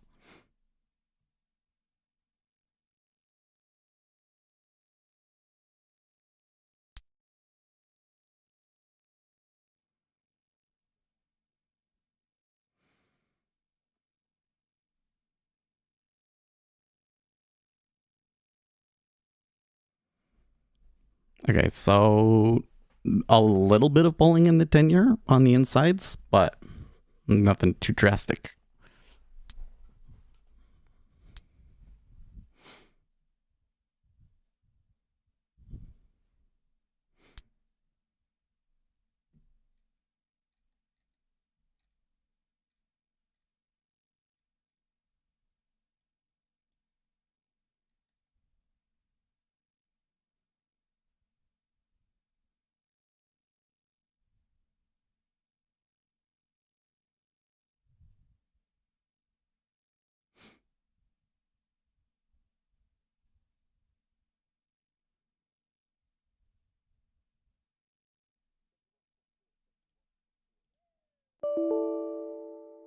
Okay.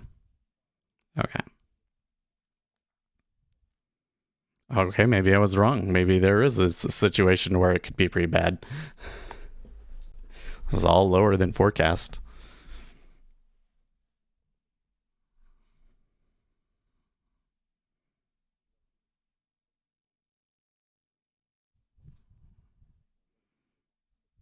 Okay.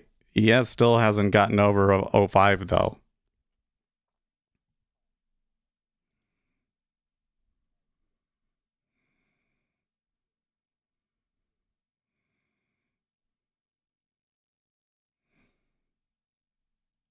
Okay, so let me read the numbers. Consumer sentiment was expected to be 73.1 and we got 71.4. And the 1 year inflation prelim was 4.7, 4.8 versus an expected 4.7 rather. So inflation wasn't so bad within margin of error, but consumer expectations were a little bit underwhelming. So that kind of matches up with this stuff. So for the retail sales, Zero Hedge posted an article that Bank of America was expecting them to be bad because they were using the credit card data. So I don't know why their model didn't work this time, but I suppose that does kind of support the idea that maybe consumers are a little weary lately.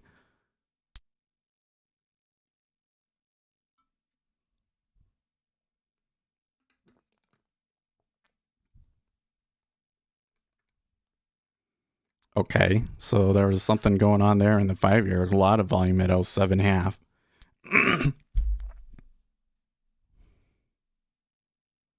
So the ZB traded through its resistance too. It's just the 10-year that's holding back.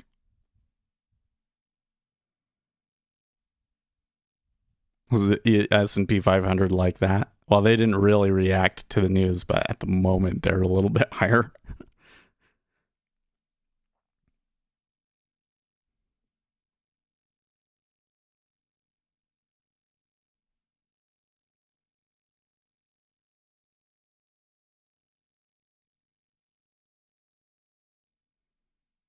Wow.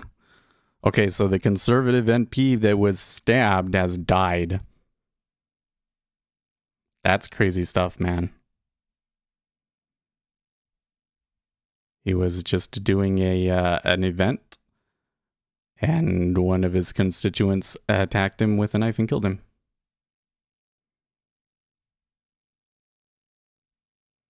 Okay, that's looking a little better. Yeah, there we go. They kind of pulled it. I didn't see too many stops, but I bet you those 43 were probably retail traders stopping out of that trade.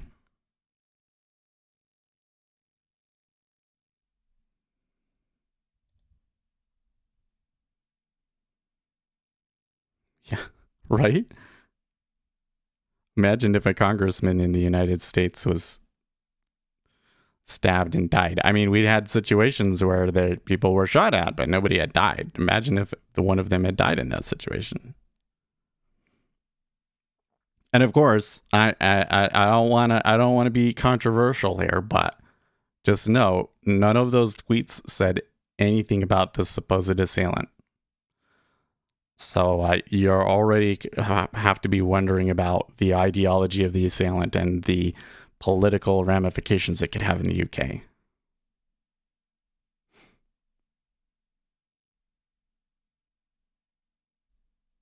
Okay.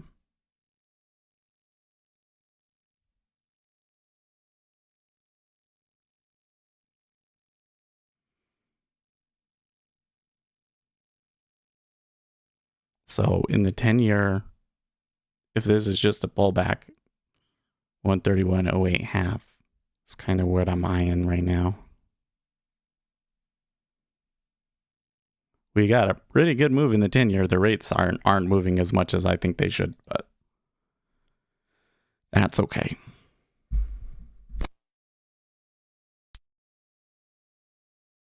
Wait, what?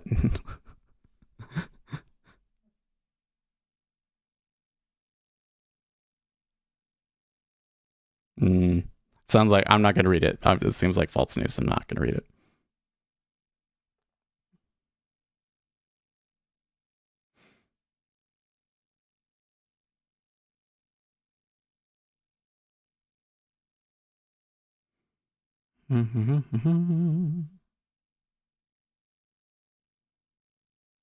Okay, so they coming back to the scene of the crime.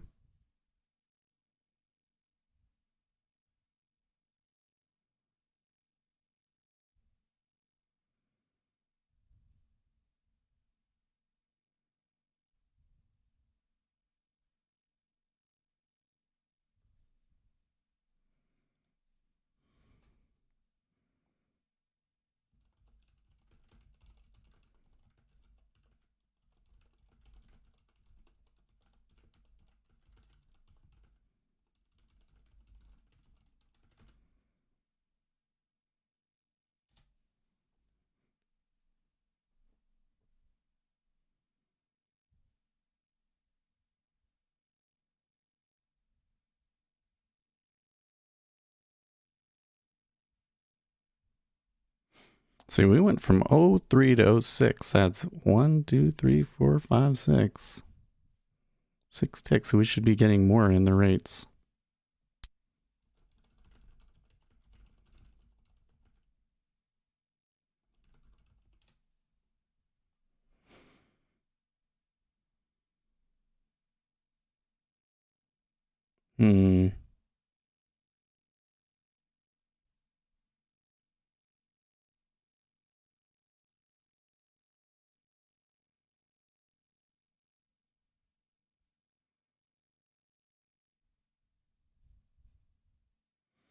Well, 27.44 to take 05 half.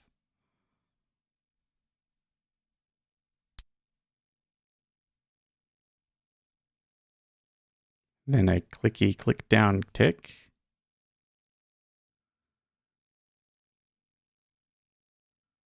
As the ES goes long there.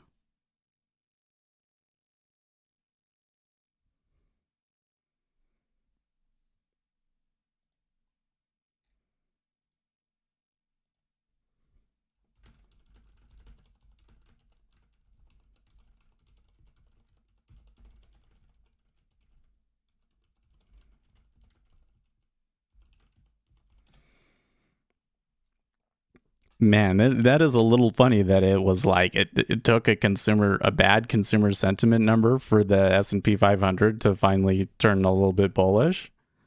Like, really?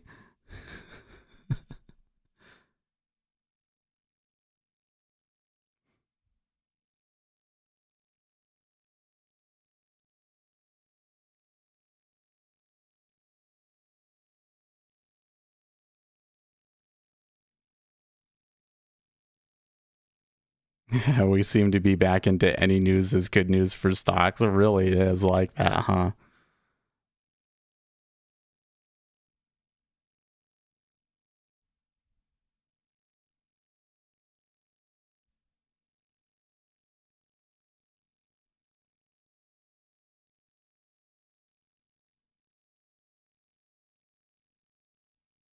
Hmm.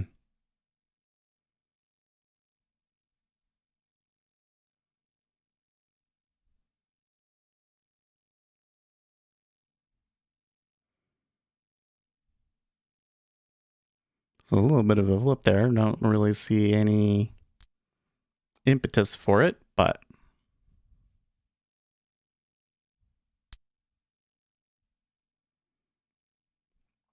man, I'm gonna get sick of the Bitcoin reaches 60K tweets today, aren't I? Everybody's gonna be talking about that. You know what? We could be. Well, I'm not gonna say it. Go subscribe to the Patreon, and I will talk about Bitcoin. I think there's some important things to point out, but I feel like I'm obligated to give the guys on the Patreon first.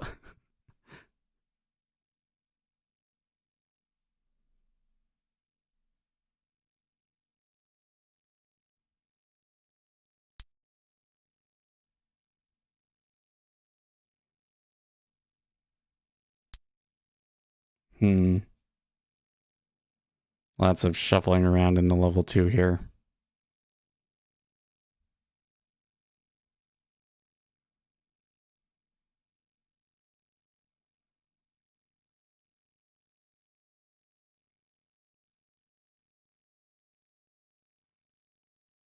Become a subscriber to my Patreon. Looks like Win just copied and pasted that.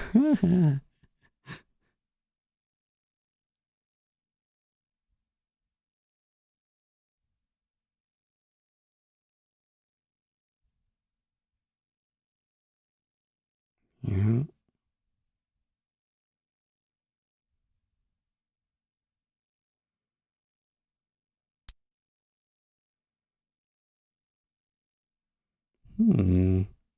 Treasury Department releases sanctions guidance for the cryptocurrency industry. So I think that they're saying like when a country or whatever is being sanctioned, how do you deal with cryptocurrency transactions? That's curious.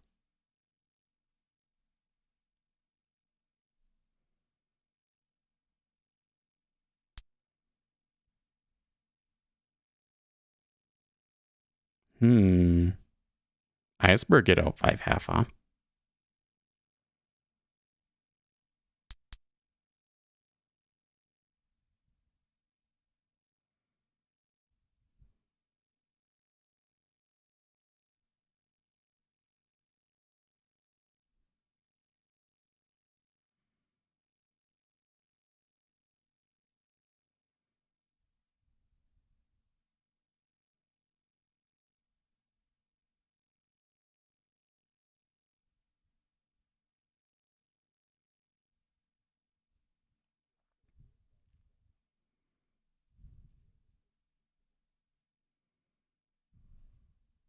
Okay.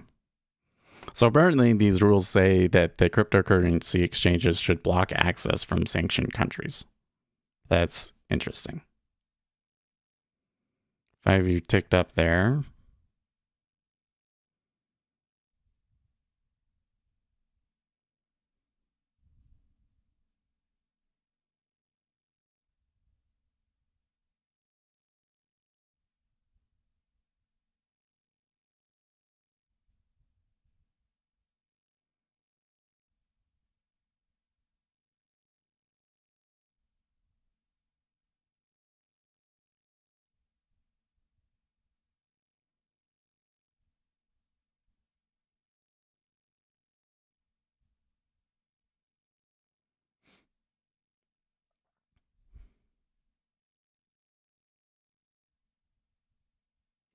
They're sure playing the level 2 game here at 05 and 05 half in ZN, man.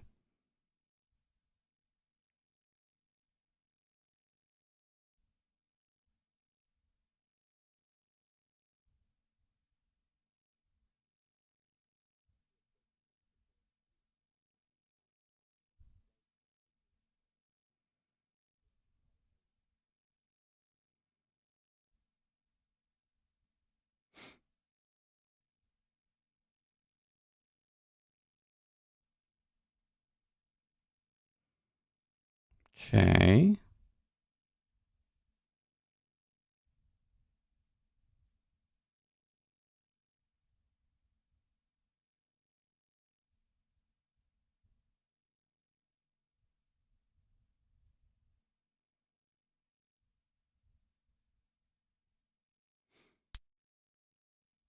Thousand in 04 half, huh?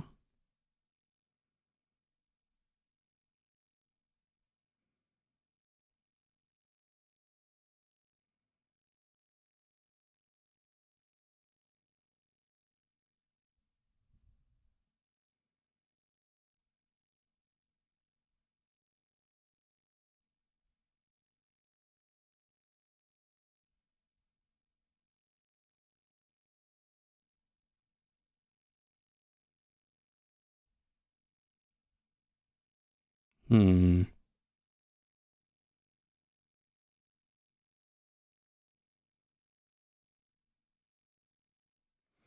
Hey, good morning, Bub. How are you? I'm getting like super hyper focused on the tape here. I should probably relax a little bit now, huh?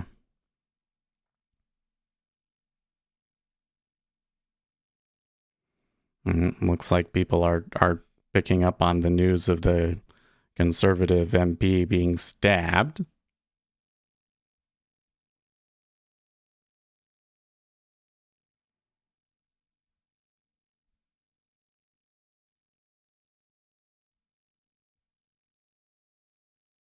You up for the week? Good. And I've just kind of been okay today. Actually, I would say it's been a little frustrating. Oh, look at that. Interesting. So you see them sell that on one spot 571 there? Like the treasury ticked back up. So kind of did a little bit of a head fake, and the market maker took that very, very aggressively for some reason.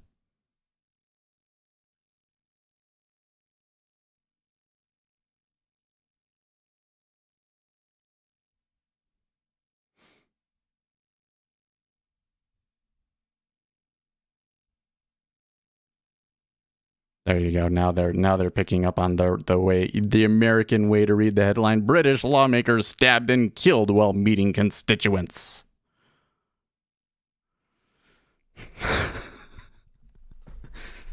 Isn't it? It's almost comical to see the difference in the way that the U.S. outlets report the headline and the way that the British outlets do. When an American reads the British outlet one, I think if I wasn't as familiar with politics as I am, I would be like, what? Wait, who did what now? What's an MP?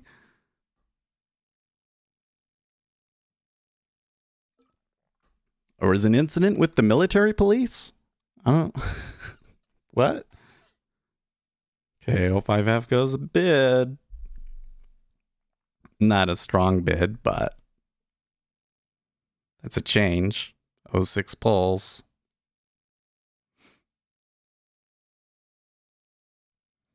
Five-year kind of looking poised for another local high.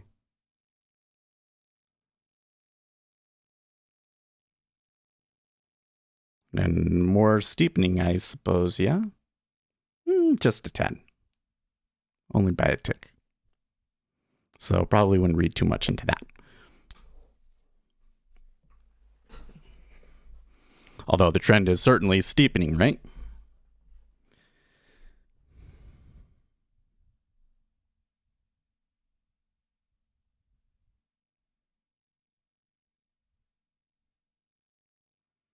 Okay, so we are now to the point. I'm not stating this because I think that it has any measurable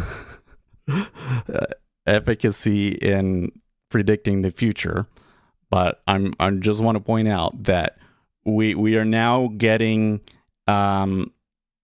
we have basically broken the trend from every direction that you would look at it in the Treasury. Like all of the technical levels, moving averages, and degree of pullbacks and everything, I think you have to say that we've broken the trend. So I, as a technical trader, if I was doing some of my technical strategies, I would probably be looking for it to completely reverse. But let's just see what happens, right?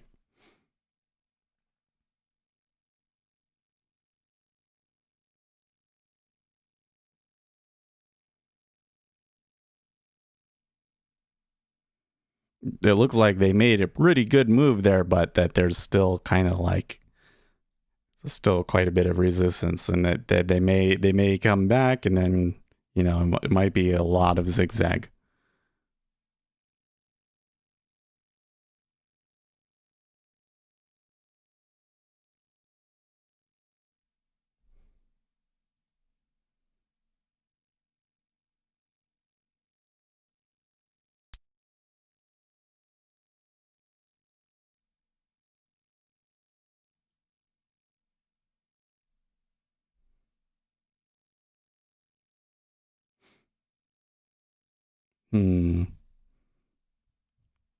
So this is an interesting one that you'll see in the treasuries from time to time. That's kind of fun to watch.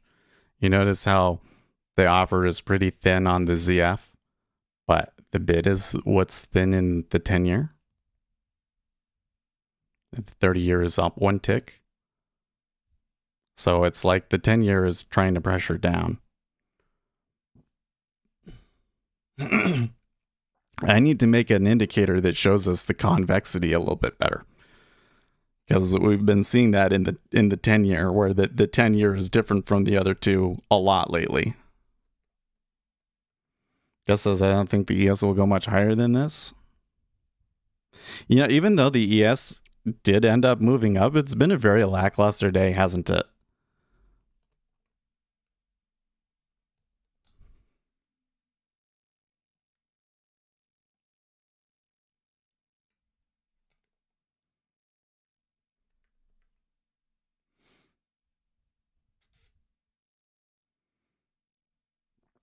Oh boy.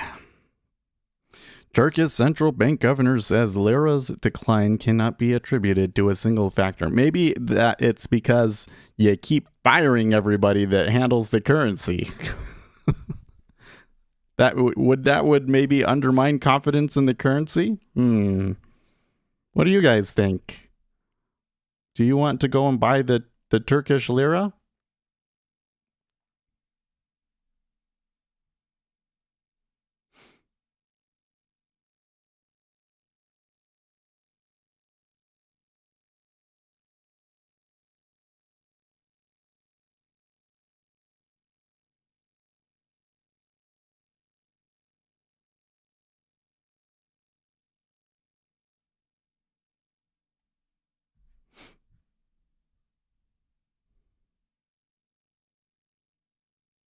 Yeah. Thank you, Bob, for breaking the silence there and confirming that yes, it's absolutely silly to go and buy the Turkish lira given what's going on over there right now. cannot be attributed. I can just imagine somebody's, holding a gun just off frame as he says it, The president is insane. It really is. I remember in the beginning hearing his name a lot and everything and just thinking, okay, he's the new president. And, but he really did start doing crazy things. And he really changed the country too. I mean, it's really quite unfortunate. Okay. See, the 10 years seems to be fighting it, but they're dragging it along, kicking and screaming.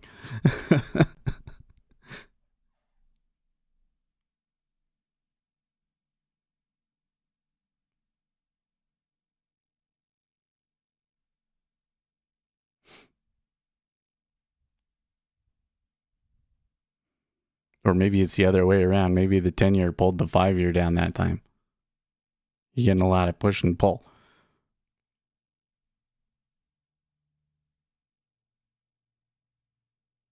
I know the 530 spread hasn't completely recovered, but it's awfully close.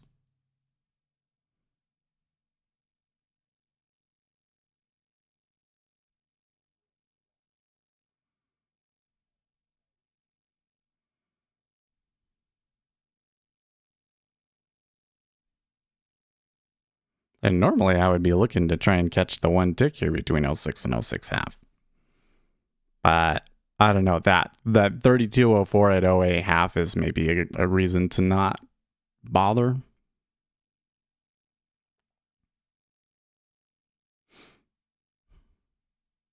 Carl Quintilla, the slight drop in consumers' 5-year inflation expectations to 2.8% from 3% will provide some relief, but that is still up significantly from pre-pandemic levels, and the survey has a long history of the first estimate being subsequently revised higher. Yes.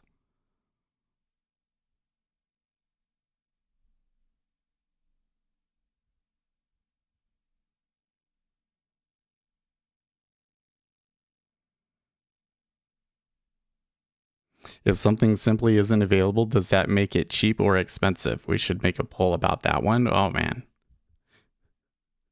You simply can't buy it because there aren't any of them out there. Ooh.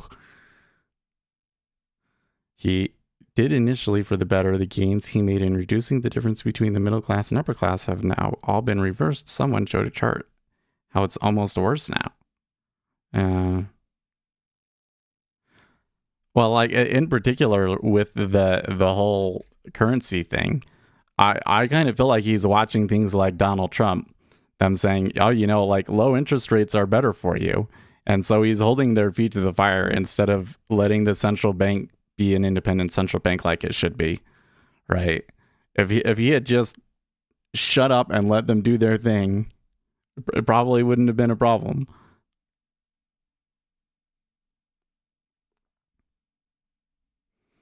But instead, it just seems week after week that there's some crazy headline going on with the central bank in Turkey.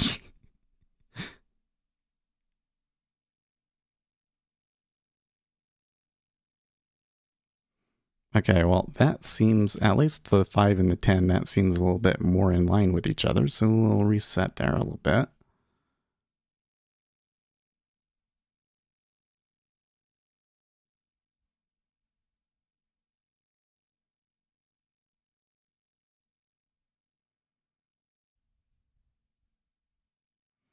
Now you can see it's just kind of like a little nibble into that liquidity above us. We'll see if they get through it.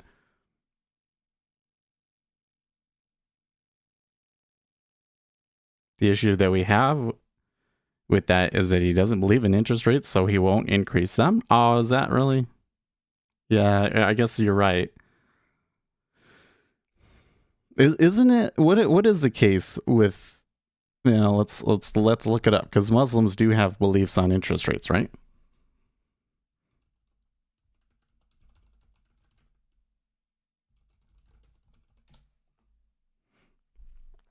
A Muslim is not allowed to benefit from lending money or receiving money from someone. This means that earning interest is not allowed.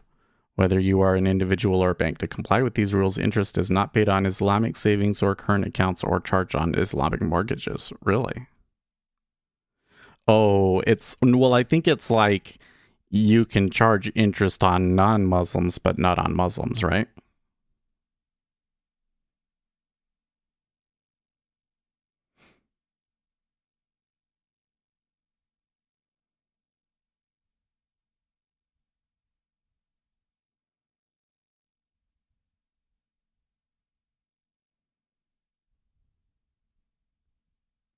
It's kind of an interesting thing that there are religions that actually have rules about this sort of stuff, right? Because Jews kind of have rules on it too. I mean, interest rates can certainly be predatory to certain classes, but I also think that they're a really essential part to a modern economy.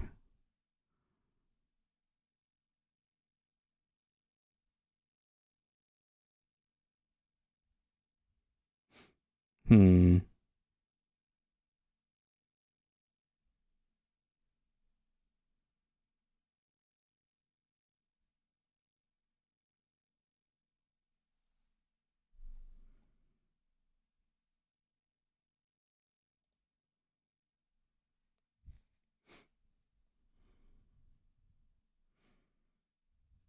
Find a little spot to hide there.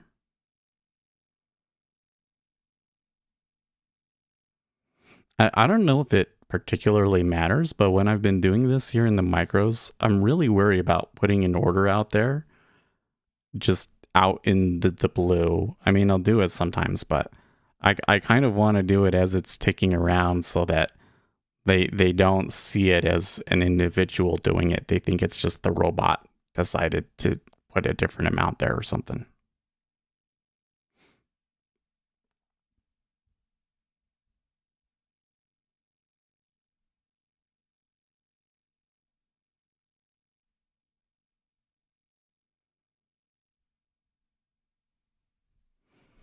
Maybe it doesn't matter.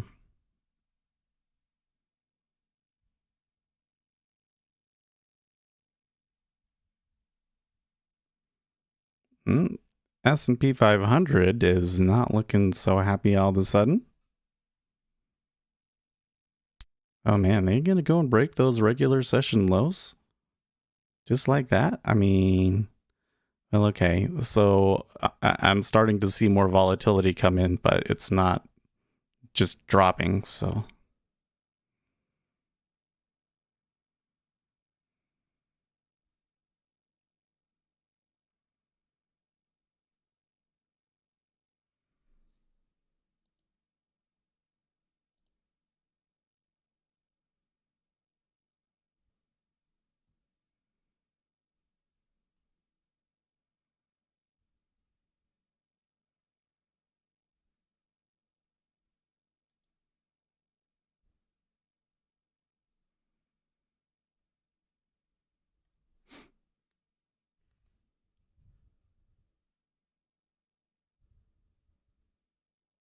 No. Maybe that was I don't know, that move in ES kind of seems significant to me, but I think I was just getting overexcited. Say we had a spike in volume. Most Islamic countries are smart enough to understand economics, but this guy just wanted to, he fired his last appointment because he wanted to raise interest rates. Yeah.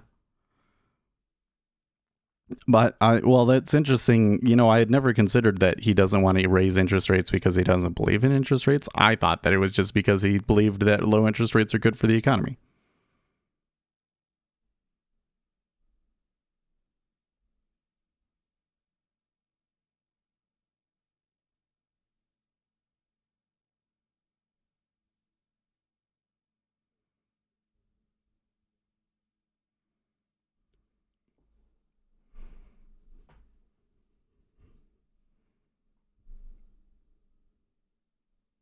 Hmm.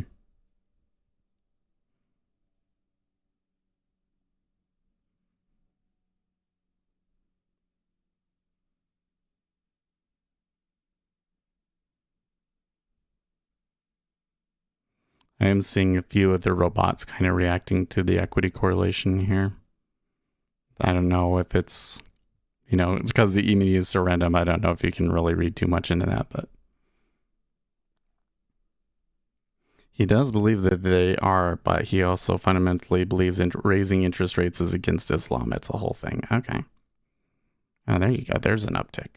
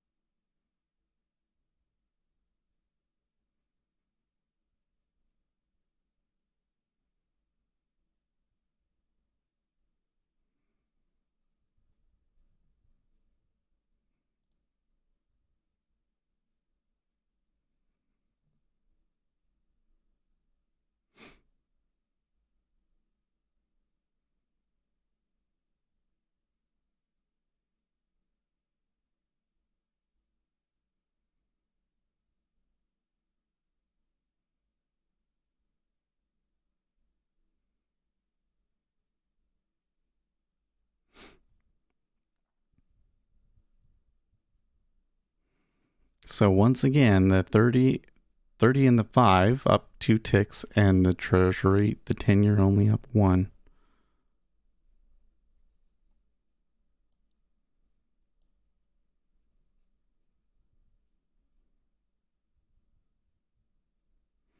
And what about inventory? Oh yes, there's still way more long volume than short volume.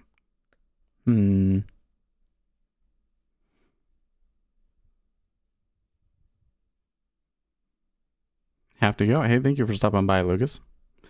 Sorry, it was not quite so interesting this morning, but we had fun conversation earlier. But now I'm just like mesmerized by this pullback in the 10-year.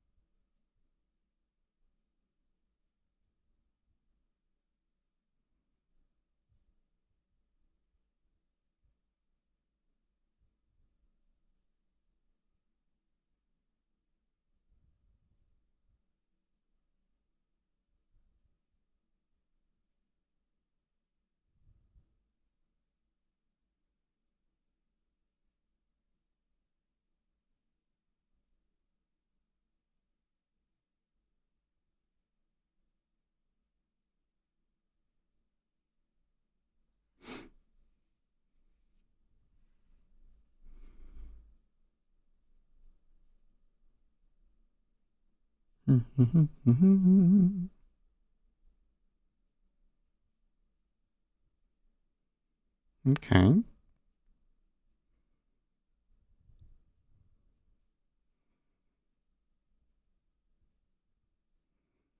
See, we could get some orders coming in at 08, 08 3/4, 09. That could maybe really upset the balance. But for now,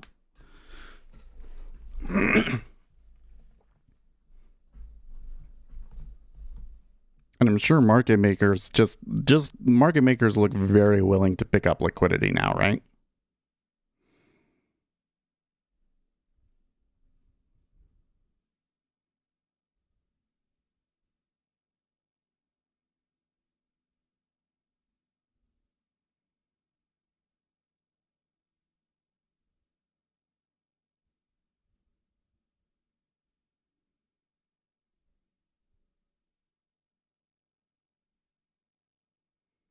That's okay. I haven't been trading much. Added some new information to my workspace, and this has been hitting my performance as I'm not used to. Oh, really?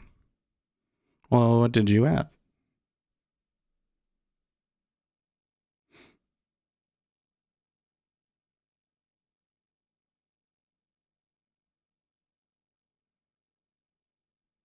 Now I'm seeing there at 09, there's only 1942 in line. That's curious to me. I'm probably hyper focusing and seeing a lot of things that just don't really matter, but that is a little curious to me that offer is not as strong now. And there are some offers like way up there that don't have very much liquidity on them. Oh, 5K iceberg they hit into, huh? Okay.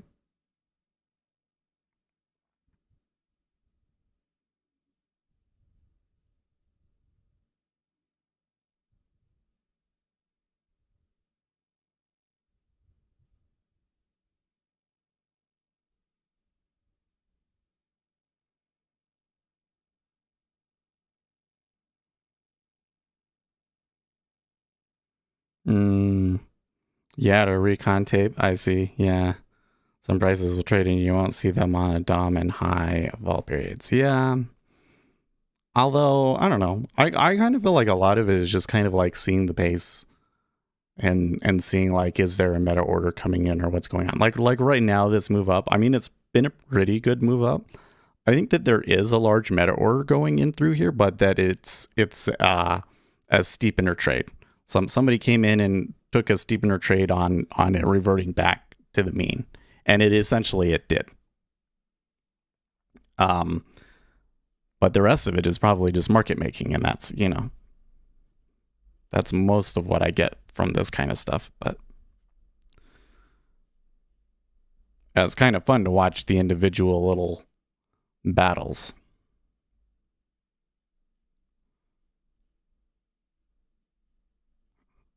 Will you vote for Chuck Grassley? I'm not a Republican any longer, and I don't live in Iowa, but the man is 88. I'm not sure an 88-year-old should still be in there. They should have earned it. Yeah. Do we need to have like there should be a mental fitness test that you should have to pass in order to be in office. I don't know if that would help because probably it would be easy and most people would still be able to pass it, but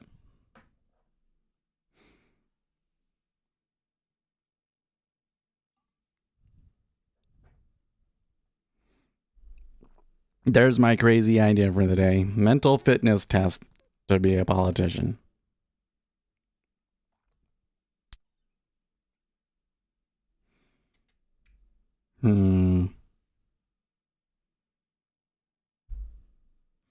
So that downtick is a little outside of the range in the 10-year.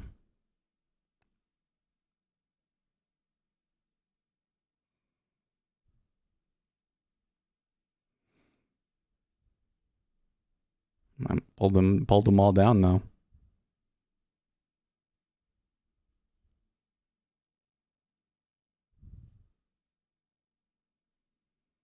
You really saw it first in the 10-year, and then the 30-year didn't come down as much, but the 5-year got dragged down with it.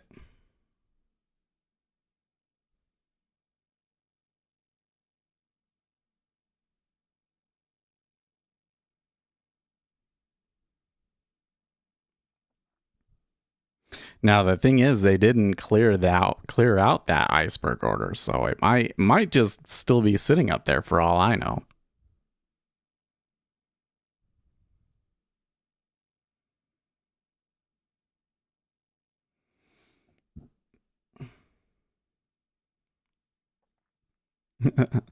Senate inlet means old man, but I do think we should test cognitive abilities. Yeah. Oh, like what would the test be though? What would the level be? Because the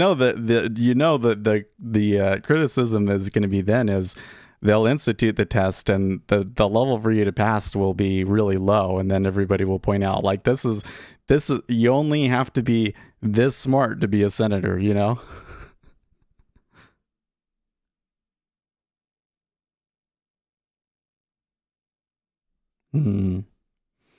So David Solomon is talking on an earnings call, and for some reason Financial Juice is reading that out, which they don't do for any other kind of earning call. I find that interesting.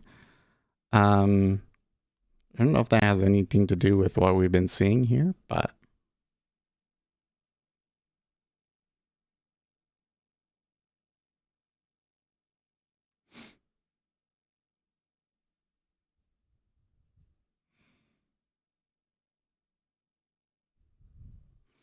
S&P 500 did recover to above the open, but it's still awfully quiet and choppy.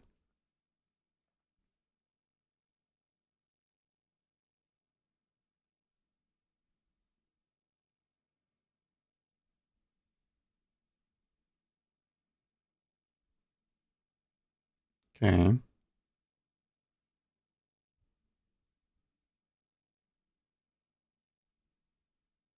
Hmm. The 5 year is still kind of trying to suck it back up, and the 10 year is just not having any of it. What I read about Dianne Feinstein is that she's almost incoherent and her staff is loyal. I'm not picking on just, oh yeah, totally. Well, you know, it's kind of funny because in a situation like that where they've been in office for so long, you know, probably the office can continue to run just fine without her, you know? Like, would it be any different if Dianne Feinstein was 100% mentally there, you know? They know what to do. I'm sure that's got to be what they're thinking when they're doing that.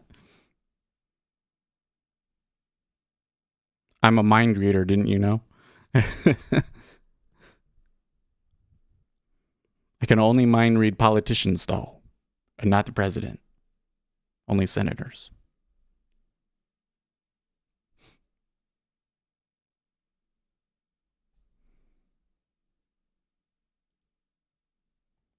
Wynn says, I think you're probably correct. Thanks.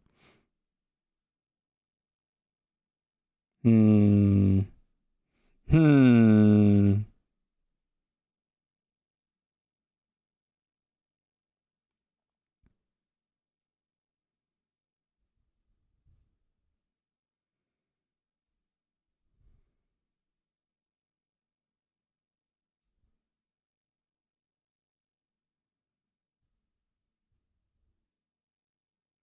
You know what I think would be the most ironic way for this to all resolve in the treasuries here would be for the 30 year to lead us all the way up to its highs of the day, and the 10 and 5 year kind of lag, so that in the end we reverse, but we still flatten.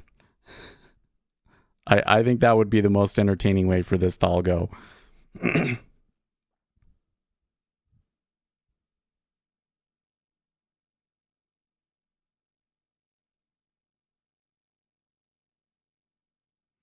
See, they'll push it. They'll buy it in the 30, and then they don't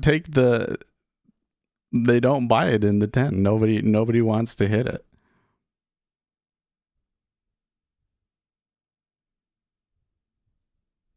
This is a little risky. Like, I bet you that there's going to be a good number of people willing to take fills at 05 half in front of the big order, and there could be iceberging at 06 again. Personality theory helps us clue in as to how 16 types of people were we think and feel, and then, you know, narrow that down to 4 temperaments. I don't know if that's actually that effective at predicting people's behaviors, though. When I'm trying to predict people's behaviors, I'm kind of thinking about things that I think that all people are vulnerable to do, right? Okay. So it wasn't actually a ton to trade 05 half, and the bid is bidding up pretty good at 05 half. Although you want to be a little bit worried about that, because that could just be the guy with the iceberg at 06 trying to get filled. Trying to pressure people. I don't know. The 30 year definitely led the move up, so we're definitely flattening again.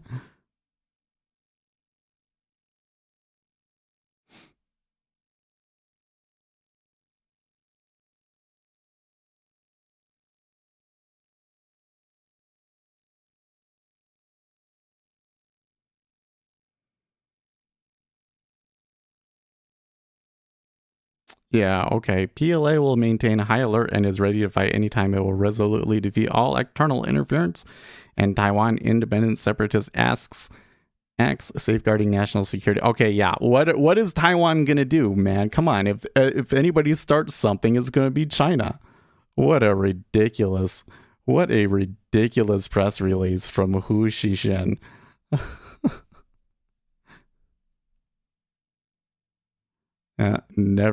Never ceases to amuse. Should we draw the ire of the 50-cent army?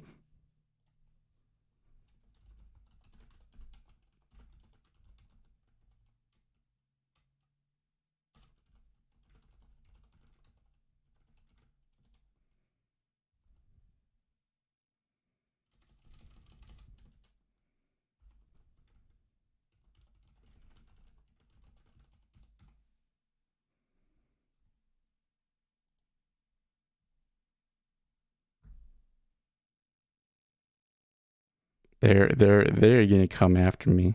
They are gonna come after me. Come on. If I could get even one, come on.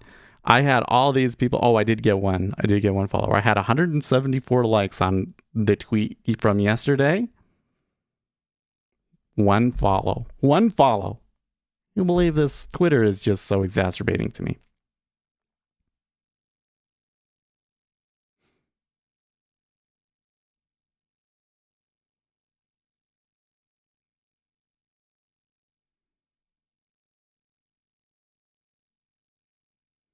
I talked to him in the last 2 years. When it comes to finance, there's nobody in the Senate smarter.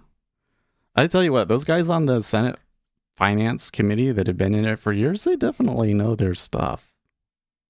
I don't think they know it as well as the bankers, but what you can do. Okay, so that's a little bit more like what I expected at 05.5.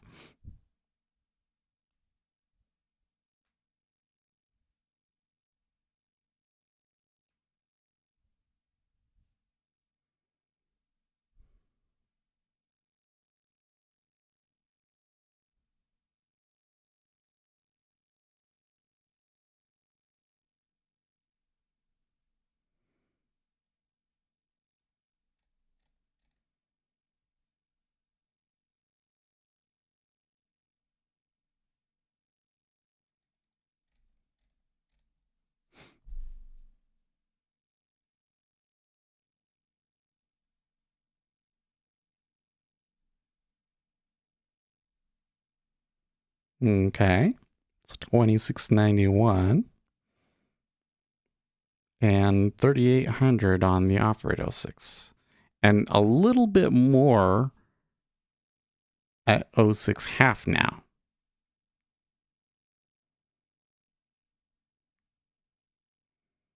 So do we have some people betting that they will get through there? Well, once again, both the 30 and the 5 tick up, and the 10-year doesn't have any volume come into it. You opened a Twitless account. The one that I found was from Winster Capital. Thank you, Winster Capital, for following me. And thank you to, that's Greg. I do see you there. Oh, I'm going to follow you back. Follow from accounts. Follow. There we go. It's really frustrating how many likes I got on that.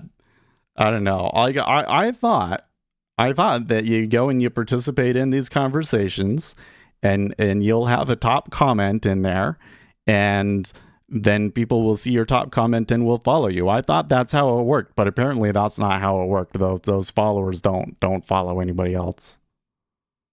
It kind of seems like the best way to get a following on Twitter is to already be famous. You know, I should have started tweeting back in 2006 or whenever it was, and then I would be Twitter famous, and I would have a verified account. I could have all the verified account benefits. Winston's mom says community announcement. Greg Orlovsky has just followed at Speculators Day Trading on Twitter. He definitely will stay profitable. There we go. Follow my Twitter account in the next 60 seconds and financial fortune will find you. I'm telling you. Do we need the picture of Moneyberg? I don't have it. I have to go on Facebook and find it. Okay. Okay, so they're trading at 06, but like almost all of that liquidity is pulled. Is there going to be an iceberg there?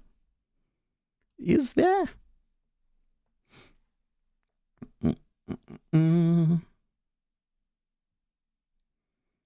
Photos.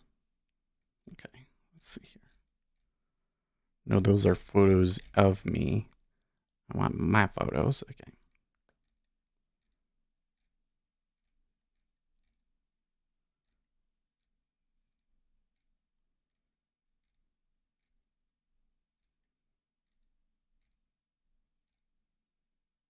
We got about 8 minutes here. I have not posted many photos in Facebook in a while.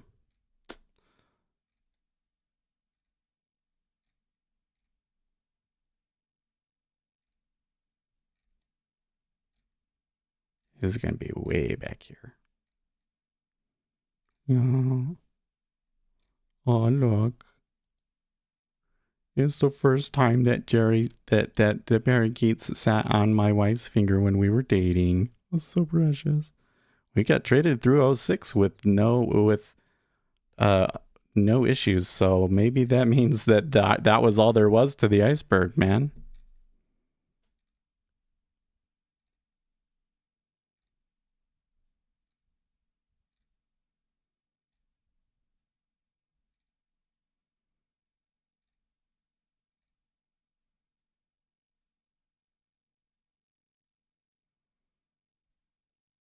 Oh, and that was a new high in the 5-year again, so...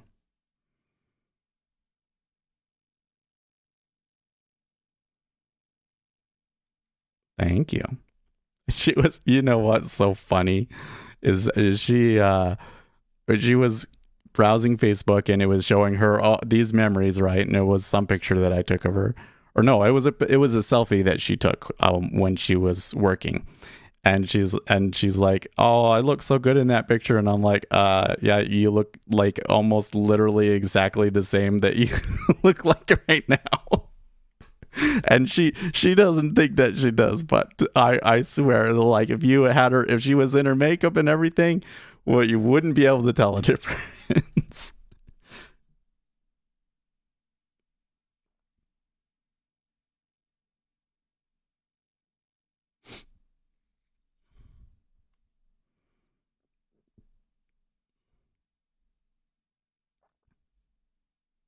Well, I was expecting to see an iceberg somewhere in here. Maybe it's still there at 06.5, but that we've traded through and we haven't seen it is probably a good sign.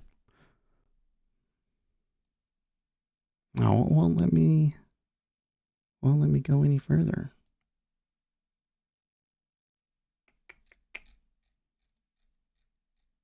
Like Facebook won't load any more my pictures any later than that. It needs to go to a different server to find them.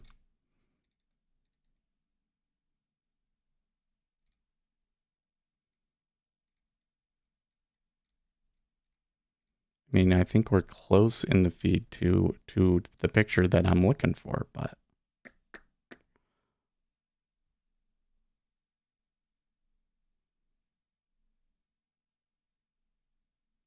nope, down tick 06. Okay.